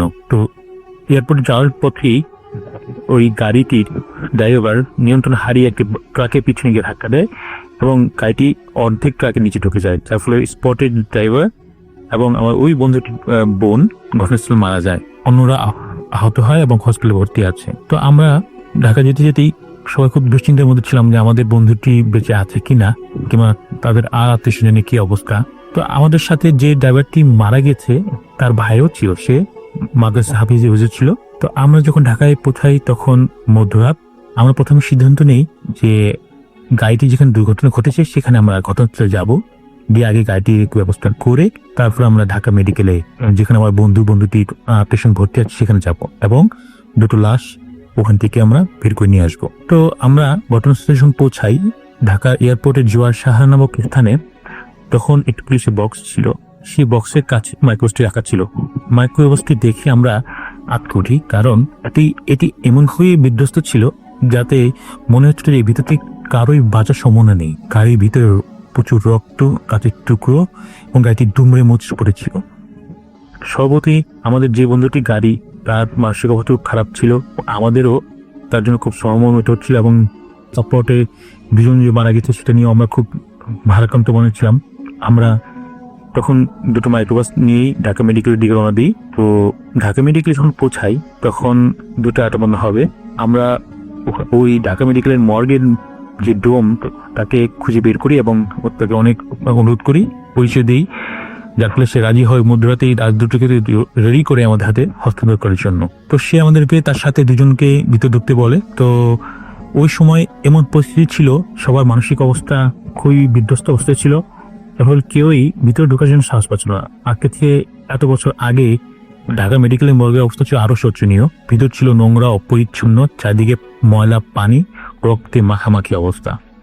আমার এখনো মনে আছে যে এত দুর্বিষহ পরিস্থিতিতে আমরা যখন আমি এবং আমার এক বন্ধু ভিতরে যাওয়ার জন্য প্রস্তুতি নেই, ডোমের সাথে ভিতরে যাই, তখন নোংরা রক্তে মাখা পানি পেরিয়ে আমাদের যেতে হচ্ছিল। চারিপাশ থেকে বিভৎস পচা গন্ধ আসছিল, আরো কি বেয়ারি শ্লাস পড়েছিল তখন ভিতরে, অগোচর অবস্থায় এগুলো রাখা ছিল। সবতে আমাদের মানসিক অবস্থা আপনারা হয়তো বুঝতে পারছেন। তখন আমরা ভিতরে যাই, যাওয়ার পর সে আমাদেরকে লাশ দুটোকে পরিষ্কার করে দুটি কফিনে চা পাতা এবং বরফ কুচি দিয়ে সাজিয়ে ঠিক মতন আমাদের হাতে হস্তান্তর করে আমরা দুটো লাশকে অন্যদের সহযোগিতা বের করে নিয়ে আসি। এবং আমরা একটি মাইক্রোবাস ড্রাইভারকে অনুরোধ করি যে লাশ দুটোকে নিয়ে রওনা দেওয়ার জন্য। ঢাকার বাইরে যেহেতু যেতে হবে, তো ওই মাইক্রোবাস ড্রাইভাররা কেউ রাজি হচ্ছিল না, একজন আরেকজনের উপর দায়িত্ব চাপাচ্ছিল। তো আমরা অনেক অনুরোধ করে একজনকে রাজি করাই, তাকে বলি যে আমরা তাকে কাঁচপুর ব্রিজ পর্যন্ত এগিয়ে দিয়ে আসবো, তার যেন কোনো ভয় না হয়, ভোরে আলো ফুটে গেলে ততক্ষণে সে ঢাকার বাইরে চলে যেতে পারবে। তাতে সে রাজি হয়। সামনের গাড়িটিতে লাশ উঠিয়ে পিছনে আমরা মাইক্রোবাস উঠি, এবং বলে একটা ভালো, সামনের গাড়িটিতে ওই লাশের সাথে লাশের ড্রাইভারের ভাই যে হাবিব ছিলেন, তিনিও সামনে ছিলেন। তো গাড়িটি রওনা হয়, আমরা দুটি গাড়ি নিয়ে ঢাকা মেডিকেলের মর্গের পিছনের রাস্তাটি দিয়ে বের হই। আমাদেরকে সার্জেন্ট পরামর্শ দেয় যে বামের রাস্তাটি দিয়ে, প্রথম ঢাকা দিয়ে রাস্তাটি আছে সেটি দিয়ে বের হতে পারলে তাতে হবে। ওয়েস্ট আমাদের অপরিচিত ছিল দেখে আমি বলি যে আমাদের ডান দিকে যে রাস্তাটা নিয়ে আমরা বের হতে পারি তাহলে ঢাকা দিকে দ্রুত বের হতে পারবো, কারণ আমরা হাইকোর্টের সামনে দিয়ে সেক্রেটারিয়েট হয়ে সোজা চলে যেতে পারবো।